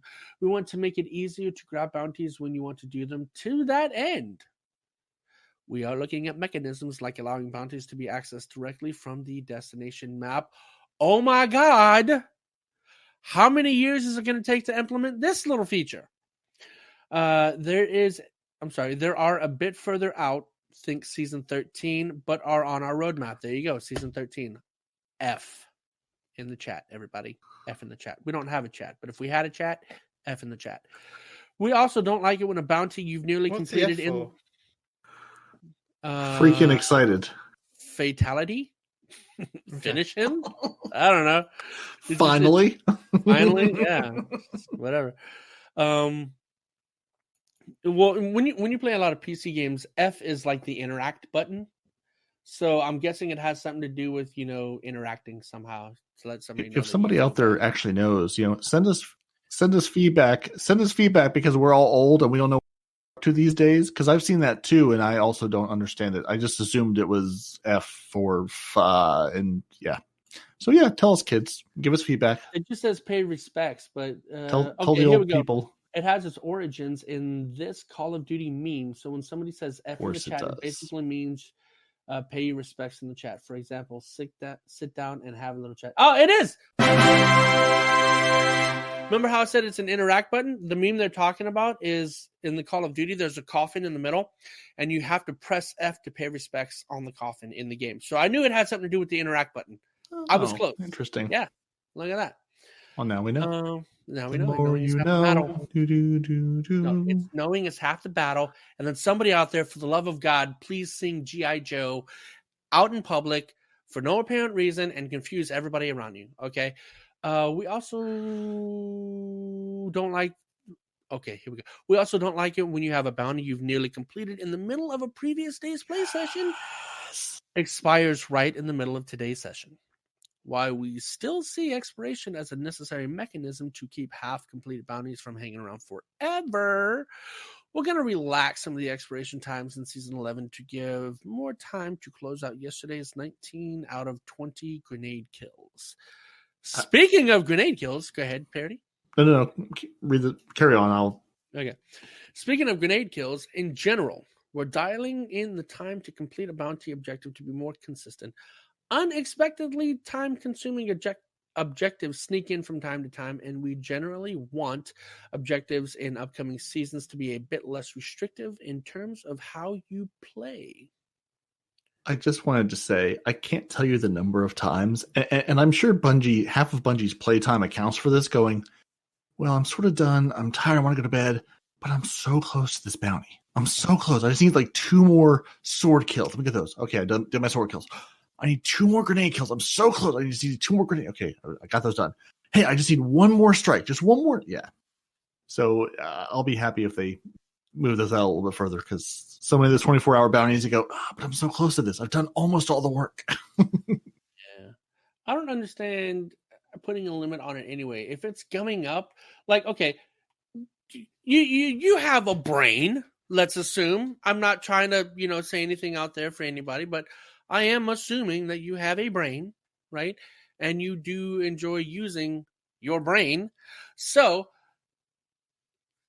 why have an expiration date on the bounties in general, right? If you're 19 of 20 grenade kills and you just don't feel like completing it, or if you need space to get another bounty that you don't have enough space for, delete it yourself.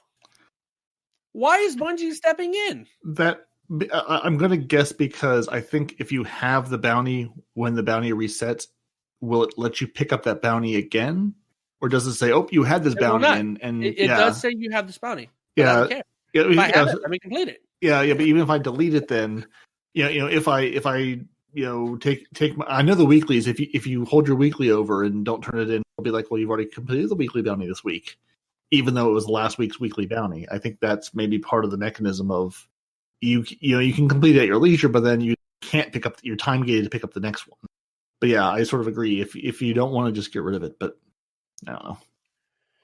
Yeah, no, do it your daggum self. Bungie does not need to step in to teach us how to delete our own bounties. No, stay out of it. It's my bounties. Leave them the hell alone. If I need to make space, I will do so. Stop touching. But I think that the idea is to have the time frame on there just to get rid of them. Maybe if they implemented a function where you could lock it so that it doesn't auto delete. If it's something that you don't really want to continue with, or you just can't be bothered, it could just automatically delete out of your inventory. But maybe like we have with the weapons, you can lock some so that they don't delete out of your inventory. Yeah. If you like with the 19 out of 20 grenade kills, if it's something you're like, oh, I can't get another grenade kill today, and I haven't got enough time before reset, I just want to lock it and then come back to it tomorrow. To go to the store, or my wife is calling me, or my child has, hurt himself, whatever. Mm-hmm. Don't delete my stuff. Don't touch my stuff. Don't do it, Bungie. Don't touch the stuff. Don't. He gets very cranky. My stuff. You touch my stuff, we're gonna have problems. All right, Bungie. So are we moving on? Yeah, no, we're on the next section. We've moved on to the rescue. So everyone, give yourselves a big round of applause. We have rescued. We, as a community, have raised $722,751 for direct relief, surpassing Bungie's $700,000 goal, which really, Bungie, you should have made it an even million. The community would have reached it. Because as we've learned, you give people a goal, they're going to hit the goal. So, but this is just phenomenal. I mean, just thank you, everyone who donated.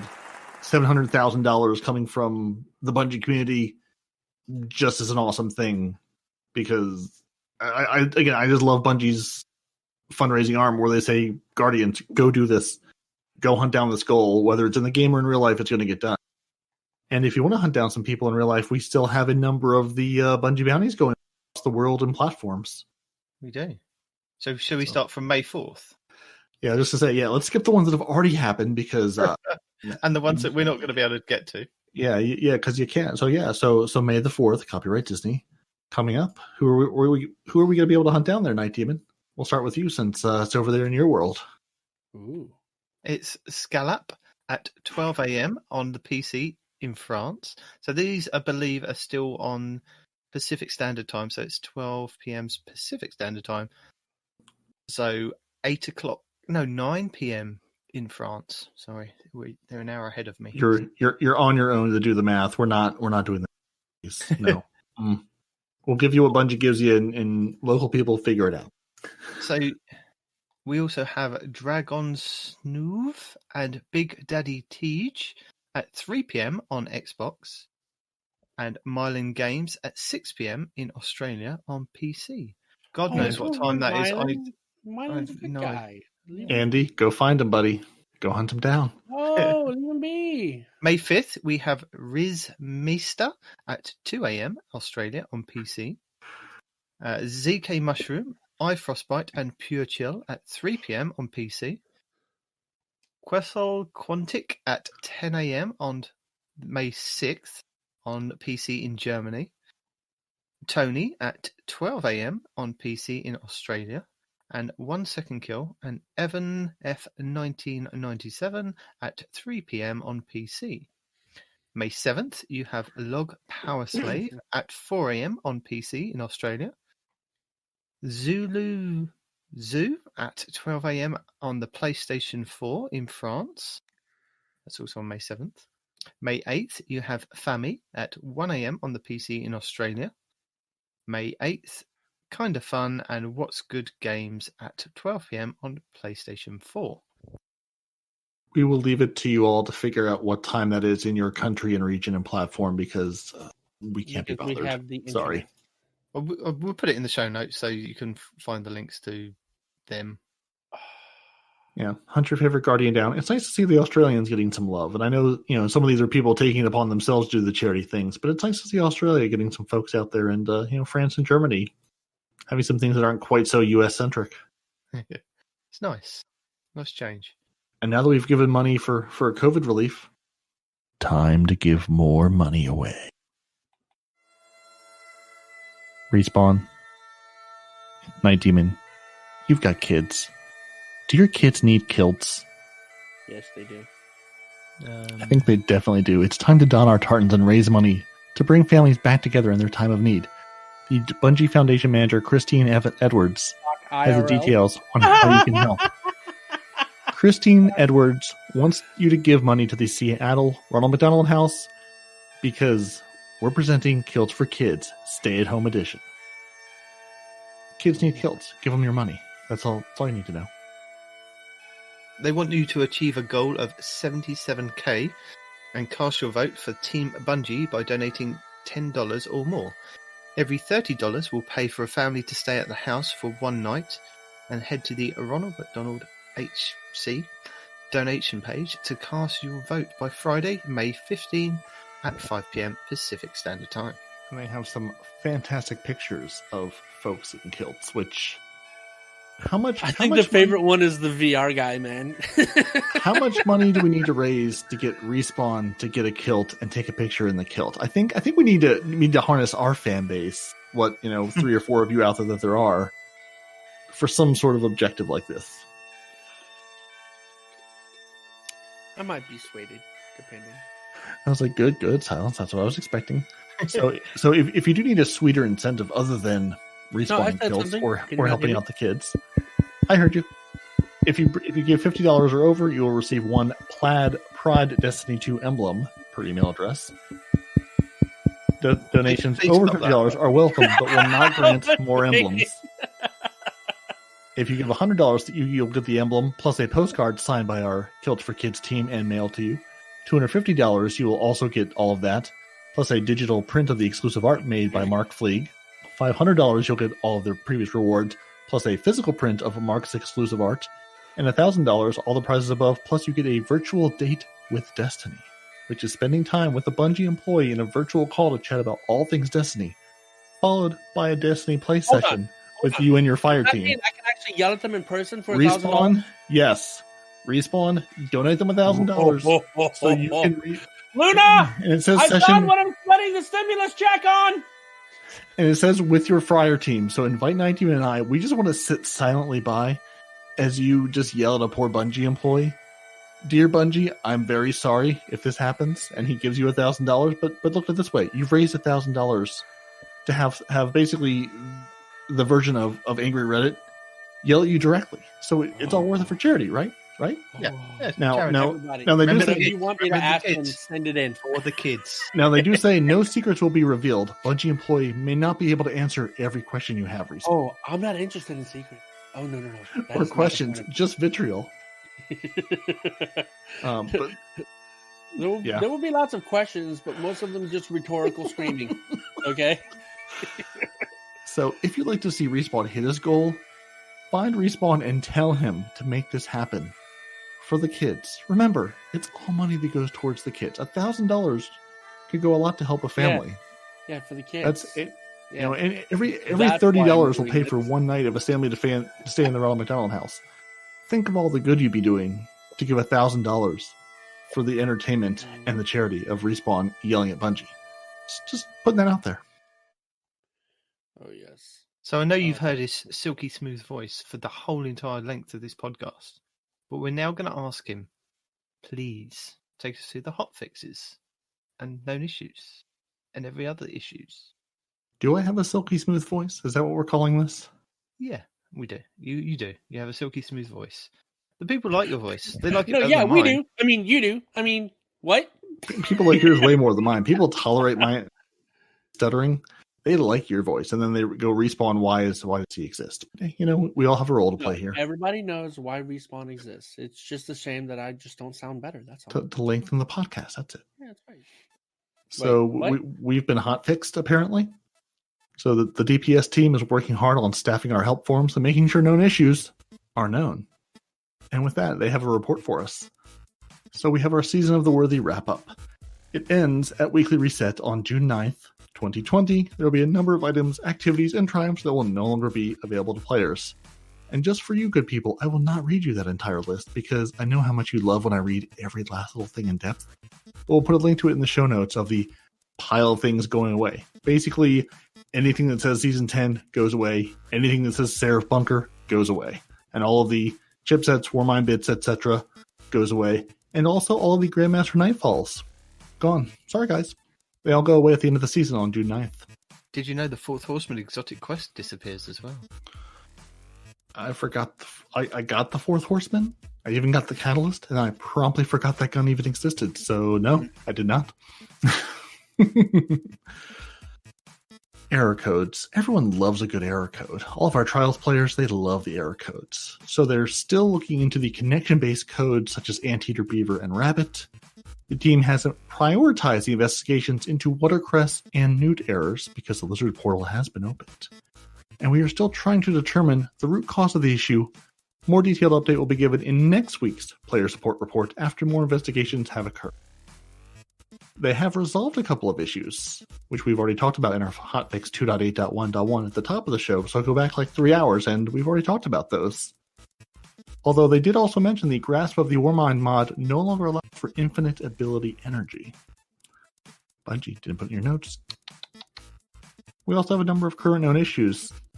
Players are having difficulty competing the Hunter Chain Reaction Guardian Games daily bounty.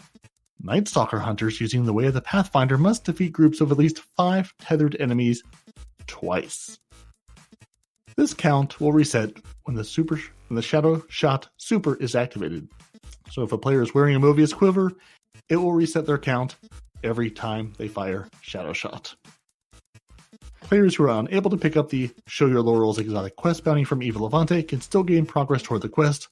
Once progress is complete, Eva will award the player complaining that our stuff is exotic ghost of their choice, and localization changes regarding the Hardlight exotic auto rifle adjustments will not be available until a later date.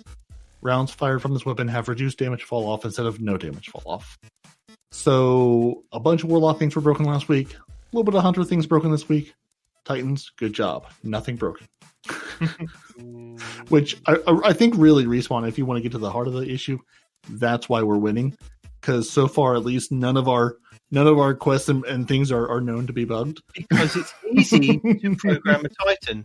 You go here, you punch this, you run at this, you punch this. That's it. It's a straightforward code. It's none of this jumping about, flipping over people, shotgunning, jumping back, flipping all this. All this rubbish that the hunters have to do. You know, it's straightforward code. I don't know why it's not all just the same. Hey, hunters punch things to death. Warlocks punch things to death. You Titans can punch things to death. There is a no, build. We with have complicated stuff. We have complicated stuff that says you have dodge, to be invisible before you kill, or something has to be under the effects of a smoke grenade, and then you kill them. and there was one thing we actually have to use the poison grenade, which by itself cannot kill anything. So you have to freaking weaken something and then hit it with your poison grenade.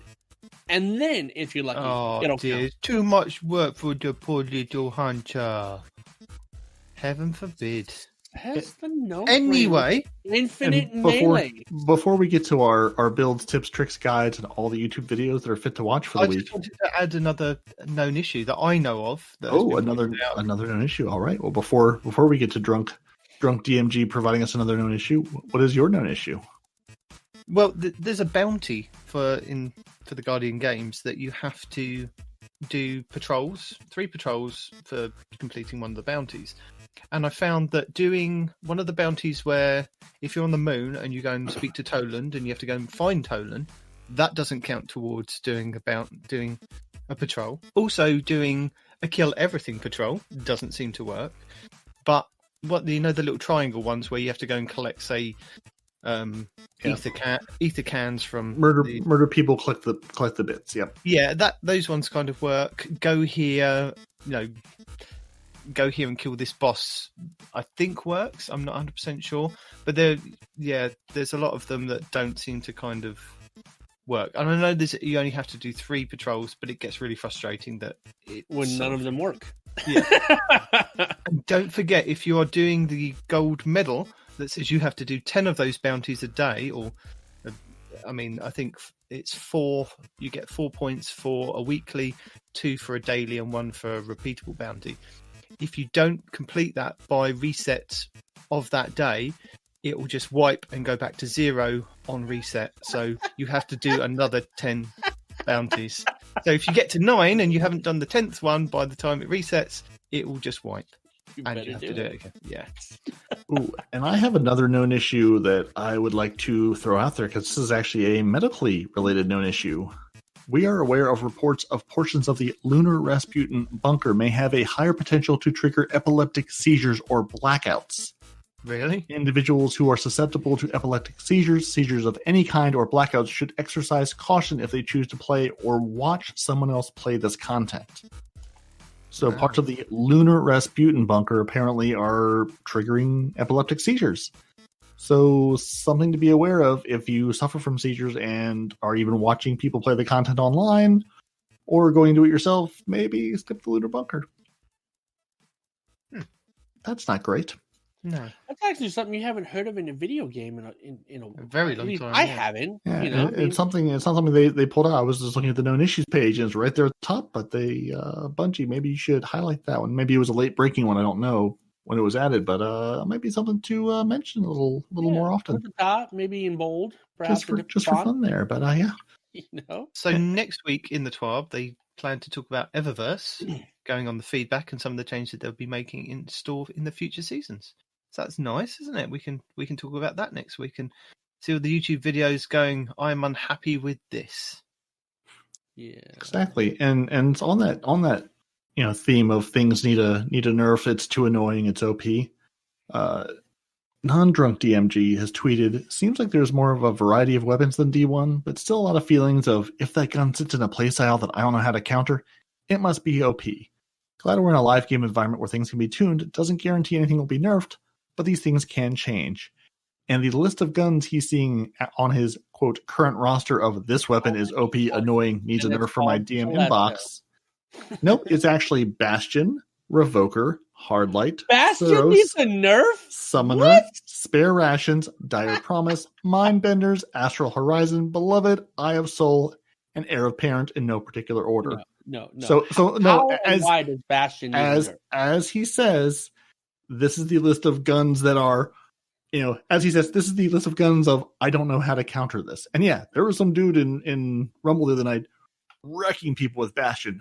Well because done, I it's say. A fusion rifle. It's supposed to. Right. Yes, exactly. But it doesn't need to be nerfed. If anything, it's one of the weakest things. Everybody complains it's crap. Right. Nerf is the last thing that it needs, man. Right. And he's not saying they're going to nerf him. He's just saying this is the list of guns that keep sort of coming to the top of the, oh my God, this is irritating, which is more what the list is. And this is the guy that works at Bungie. Wow, you are kind of a scumbag. I don't know how to counter it, so something needs to be done. Wait. How is this his fault? He's saying this is what people are DMing him. This is the list of guns, Destiny players. Could you please hand him the other end of the stick so he understands it?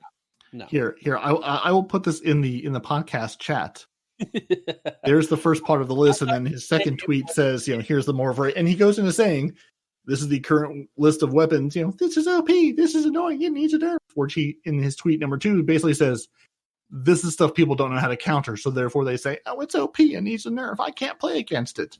Whereas, some of these guns are annoying. Change your play style or play something else, or just get out of the queue of the guy with the Bastion and go find other people with a Hardlight. For real, man. And all things considered, right, of the fusion rifles that would be annoying to play against, what about the one that will cross map your ass? The How come that's not on the list? Yes. Because it got taken down? Yeah, Slightly. but It's still way, way worse than the No. Bastion. You know what it is? It's a good gun. It's in its Yes. right place. The Bastion is also a good gun in the right place. Agreed. End of story.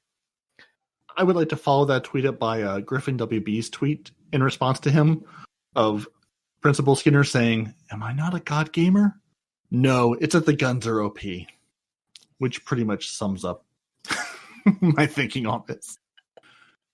So, we have now reached the Respawn part of the show where he likes to give you a roundup of the news. So, it's the Respawn Report Roundup.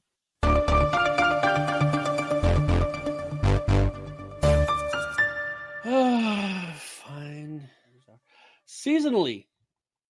By the way, this is DMG. It says watch your hands, because apparently nobody knows how. Seasonally, trials will be on a 6-map rotation. Loot will continue to rotate somewhat randomly.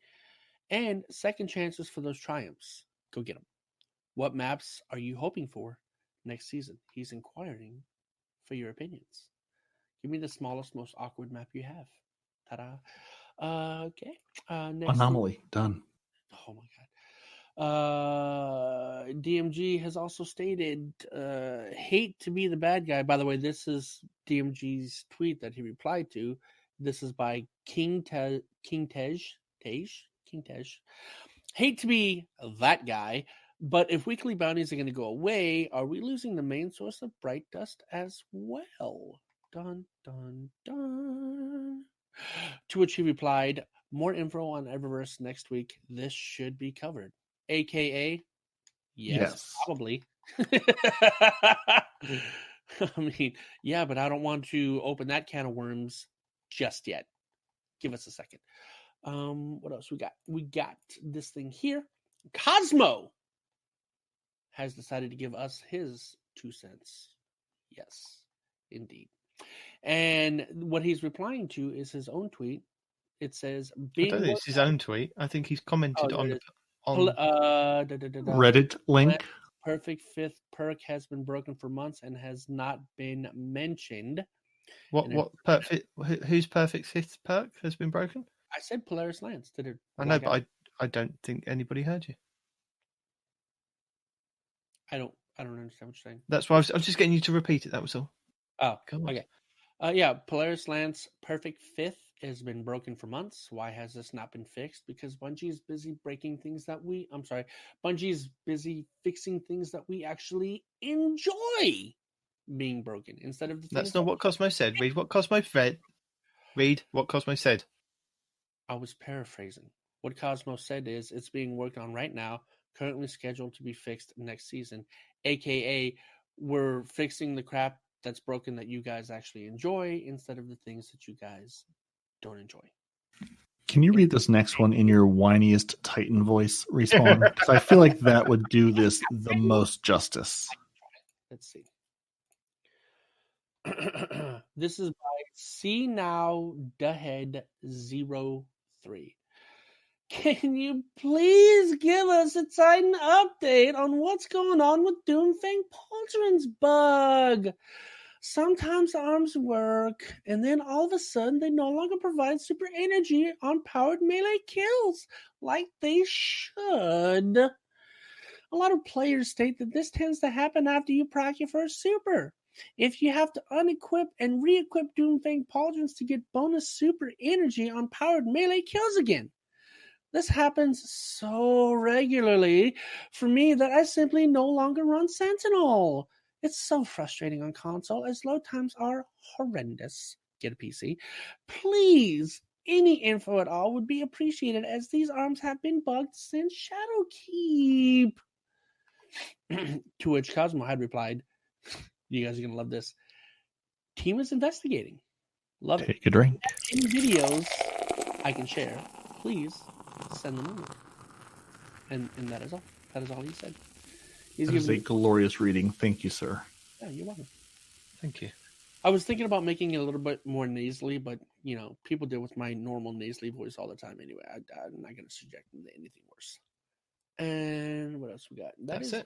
Now we move on to tips, tricks, guides, builds, and I have one new channel that we should all go follow and appreciate. Oh, Yeah. please tell us. That we'll see if Night Demon has already picked up on. Are you guys aware of and do you follow IRL Guardian? No. Please tell us. Well, IRL Guardian, I've been following on Twitter for a while. He now has a YouTube channel where he's collected all of his live-action Destiny videos and tutorials. He has put up videos on Twitter up till now of him actually doing the stunts and doing the motions, to the best of a human's ability of all of the various Destiny supers across all 3 classes. And they're great. So he now has an IRL Guardian YouTube channel that we'll link in the show notes, where you can go see all these, and they're a lot of fun because it's him doing the motions with the animation of the Arc, the Void, or the Solar abilities as well. It's a lot of fun. He's always enjoyable. So go give him a follow. He has 43 followers. So go subscribe. Oh, definitely. I will not encourage him breaking his effing neck. Are you crazy? No. He's a stuntman or something, and I don't remember if he's something in my profession or whatever, but I think he does some of the sure. If I were better at this, I would have all this information for you, but I'm not better at this. So why don't we just encourage Bungie to use this guy to do their animations in the future? Oh yes, right? He is a SAG after a stunt performer. So he is a stuntman. He does stunt things. And I don't know if he's done any of the Destiny stunt things, but he has on his YouTube and also apparently Instagram channel as well. But go watch his videos. They're a lot of fun. And now on with the rest of our tips, tricks, builds, and guides. Dun, dun, dun. So this week we have one from Ibontis, who has given us a breakdown on the best subclasses for laurel farming. And this is, to maximize your supers, your grenades, and your punching abilities there. And he's got one for each class, so that's really helpful. Planet Destiny has the best auto rifles post 2.8.1.1. So if you do want to put down your hard light and you have forgotten all of the other videos of all the other 600 RPM auto rifles that we have mentioned, and anybody has mentioned over the last couple of months, then this is the video for you because it goes over all the ones that are viable and some of the roles that you should be looking out for. And that is Planet Destiny, but Jarv does the commentary on that one.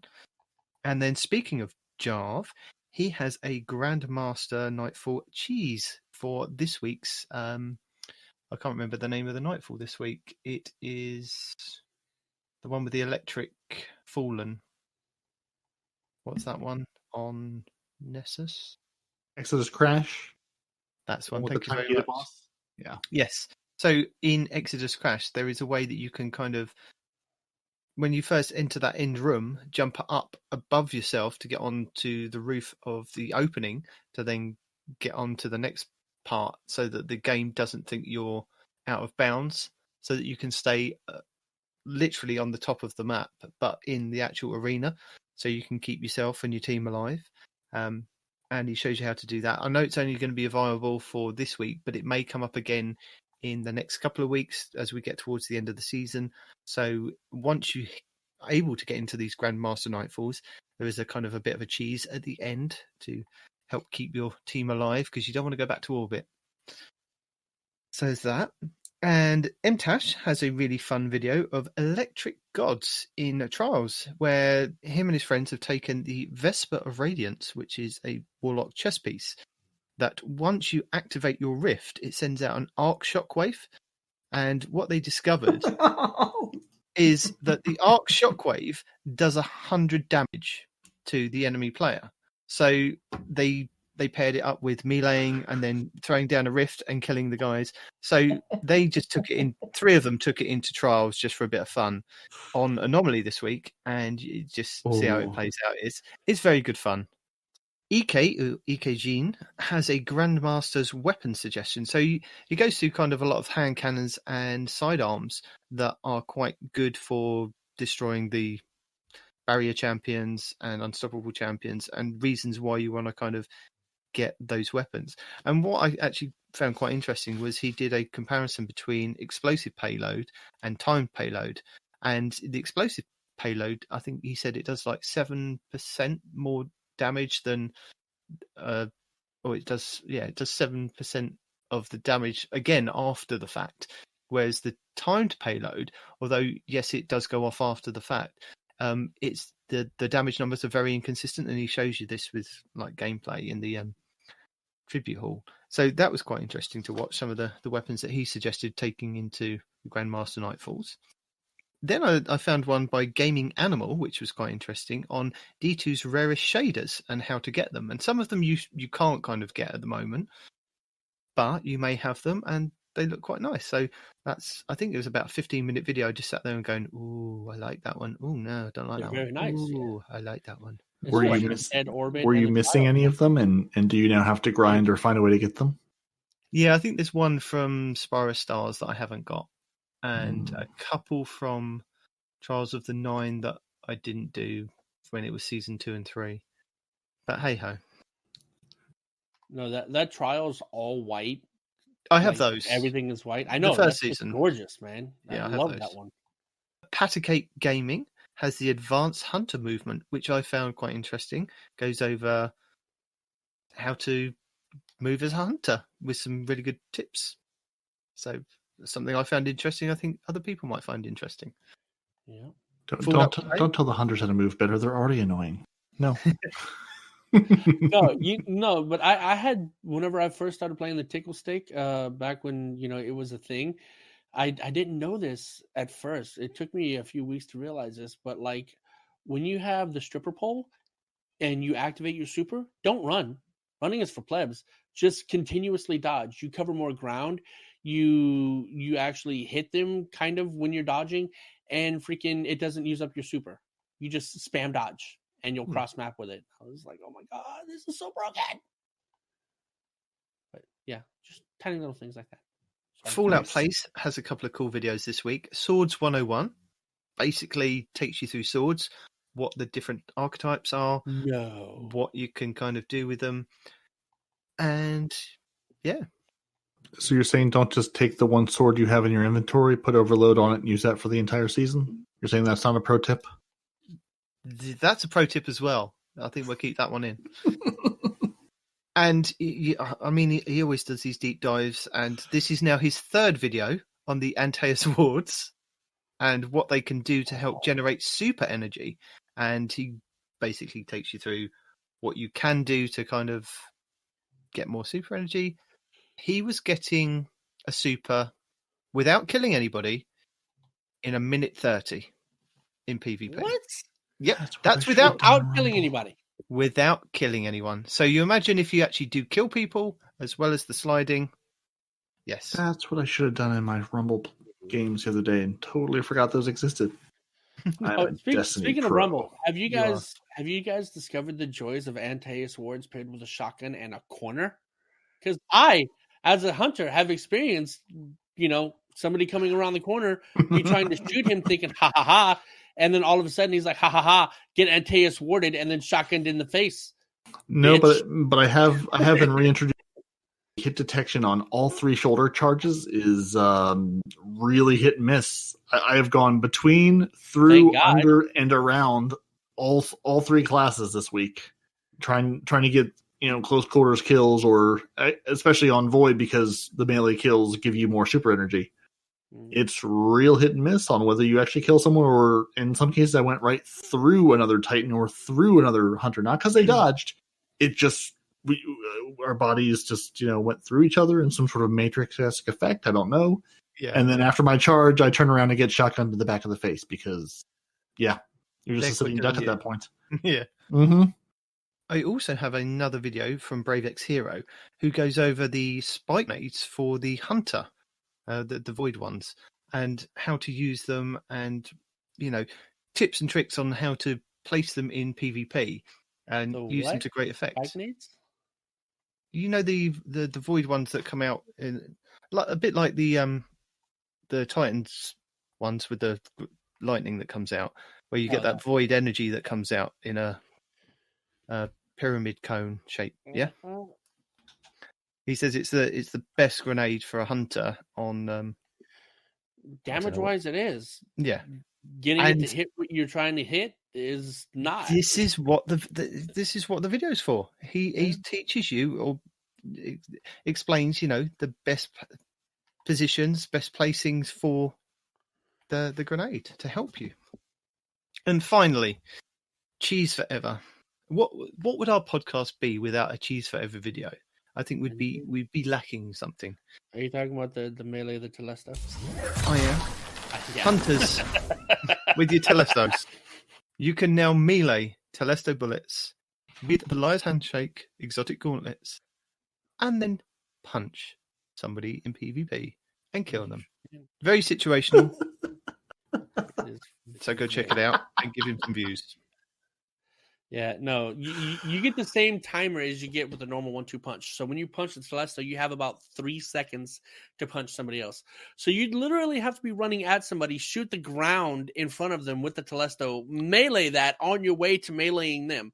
It is situational is not even the word, okay? Somehow someone stumbled across this and made a clip to go back and say, what just happened there? Yeah, right? Like, wait, what?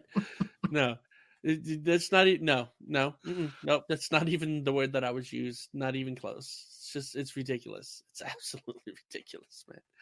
Hey, look, you can proc the first punch with the Telesto rounds. Great? Question mark? What? That's amazing. I love the Telesto for all it can bring us and all the joy and long nights. It has left Destiny programmers going, what, why? What, huh? Who? So, we've now come to the end of the show where we'd like to say a few things. Would we? Yes. We'd like to say thank you. Wait, what? No. Yeah. We'd like to say thank you to our Republic of Korean listeners that have made us number 3 in the Apple podcast list. We'd South also Koreans, for those of you keeping track at home. Yes. We'd also like to say thank you to the United States because we're 179. United Kingdom, you're kind of letting us down. 209. What's this all about, eh? Russia? Yeah, come on, rally your people. Yeah, we've got one of your own on our team. Hello. Come Russia, thank you very much. We are, I can't believe we were, I think it was 15 last week. We're now down to 71. We're obviously doing something wrong. Respawn, you were going to learn some Russian. Yeah, the Russian that I know you don't want me to say. I told you earlier, whenever you were talking about the Russian stuff, right? My phone was listening and it showed me how to cuss in Russian. Well, we're not having that on the show then. Thank you very much to our Australian listeners. We've got 78 of those. And yeah, we've got quite a few listeners in a lot of other countries that we'll thank next week. But then we have a couple of good followers on. Slacking, all right, because we need to up those numbers. These are rookie numbers, guys. Come on. We've got a couple of followers on Podbean. So Conquil121, who liked our show, or liked our episode 65. Thank you very much. Ian Donovan 75J, Don Ozard, and J Hammond 55. Thank you for the follow. And thank you for our lovely 84 people who put up with us on YouTube every week. And Jason Myers, who I'm pretty sure it's his full-time job to keep an eye out for our videos and comment and let us know. Thank you for continuing to comment, watch them, and yes, 4.5 hours, buddy. 4.5 hours of top premium Respawn gameplay, let me tell you. I'm not saying it's my best work this past week, but there's some nice Easter eggs in there. So if you can make it through the 4.5 hours, you will be rewarded for it. Oh, nice. Also, don't we have a Cody question? I could have sworn I saw a Cody question. Oh, this is going to be fun. Respawn's got to find the Cody question to answer the Cody question. The hell I am. Sorry, Cody. I'm going to say this. That's never going to happen. Come on now. No. Look, you're lucky I saw the question. Where did I see the question? I have no clue. Hang on I know a second, it was there. then. Something about something. Hang on. Like I said last week, he did some work last week's podcast. He's good for the next year or so. Hey, I mentioned it this time. That way one of you guys can go find it. Hang on. Cody's just coming on. I'm just getting him on the phone. Hang on. Long-time listener, second-time caller, seventh-time caller. Cody, also the embodiment of the Telesto. So I'm glad that he is helping the hunters out this week with glitching their way through the game. Here we go. All right, Cody, what's your question? I'm back. What is your favorite D1/D2 raid? And what is your favorite piece of gear from that raid? Always a pleasure. Cody Telesto. That's a fair point. For me, that's easy. Freaking Crota. You know, anytime when I can run up and hit a boss with a sword, I'm all about that life. As far as my favorite drop from that raid, I don't remember what drops we had. So, sorry. So, I'm going to say Black Spindle for him. There you go. Yeah. Sure.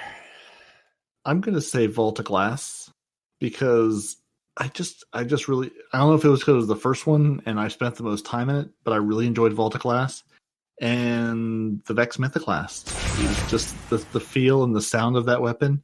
I'm not sure it was the best weapon, but it was a lot of fun to use. Just the look and the sound of it. I really enjoyed the Vex Mythoclast. Nice answer. I think as far as like people wise, that's my favorite raid because the people will always. I think we had more Never fun. Forget your first in that raid, but I think the raid that I enjoyed doing was definitely Crota. My favorite raid, I guess, Vault of Glass. It was that kind of whole thing of it was the first raid that I did, and getting in there to actually do it with my friend, and a weapon that I got as a drop, but I didn't realize for a very long time that it was a good weapon. Was the Atheon's Epilogue, the pulse rifle. The roll was amazing, and then you deleted it. No, I didn't. Don't be silly, blasphemer. Come on now, him delete. No, sir. Do you know who this is? I may have a vague semblance. So yeah, you were going to say about I just like to remember every now and again Crota, and as we were taking everyone, as many people as we could through the flawless raid in D1, getting through flawlessly, no one dying. The 5 times it took to get Night Demon through it because he would kept disconnecting in the middle of the raid, and we'd be like, well, let's just carry on and get through the rest of this, and we finally did get you through, but just the number of times, I think like over successive days it took, because you couldn't come back in. Once you would kick, that was it. The run was over. So just the number of times you disconnected from that raid, just it was infuriating in the moment, but hilarious in hindsight. Good old days, huh, man? Much like Destiny now. It wouldn't be Destiny if it didn't disconnect you and cause you to throw your controller across the room. And I know we highlighted this gun a while back, that Gen 7 rifle, that pulse rifle. That's the second slot. It's a arc pulse rifle. I got one that dropped the other day, and that thing is vicious. I got one to drop with full auto, rampage, ricochet rounds, and what size is this thing? The SRO 52 ocular. That thing is like a 3 or 4 tap and rumble. I was having a good time with that thing. Hold on, I think I have that one too. It's an awkward looking little pulse rifle. Yeah, it's sort of a weird looking one. I don't know. I've been playing a lot with sidearms this season, and I don't know who I am anymore. But it's just a gun that it's dropped. That again, I don't know where it came from. That one.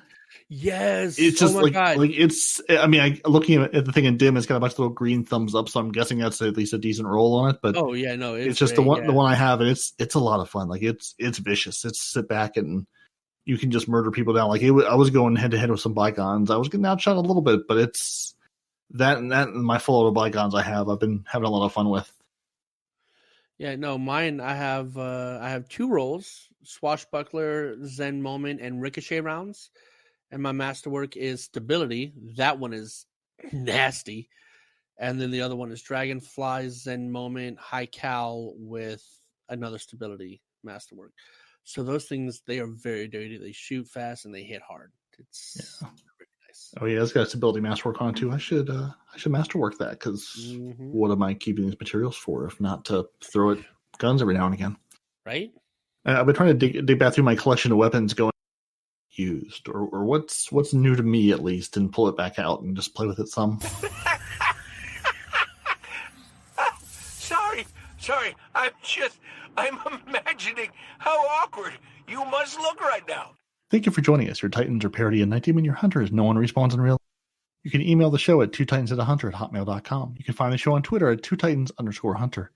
We're also on Instagram and Facebook at twotitansandahunter, all spelled out with all the letters. You You can join the Frozen Clan at join.frozen.party. That's Frozen with a 0. You can find all your non-rating Guardians on Xbox and Respawn Fusco and your rating Guardians on PC. You can watch the show on YouTube, listen to the show on Apple Podcasts, Google Play, Spotify, and everywhere podcasts can be downloaded. I hope you've enjoyed Parody and Respawn on the podcast. Because starting next week, it'll be Night Demon and his computer army. So Respawn, it's been fun. Say goodbye. Goodbye, everybody. It's been fun. Goodbye, old chaps. Goodbye, old bean.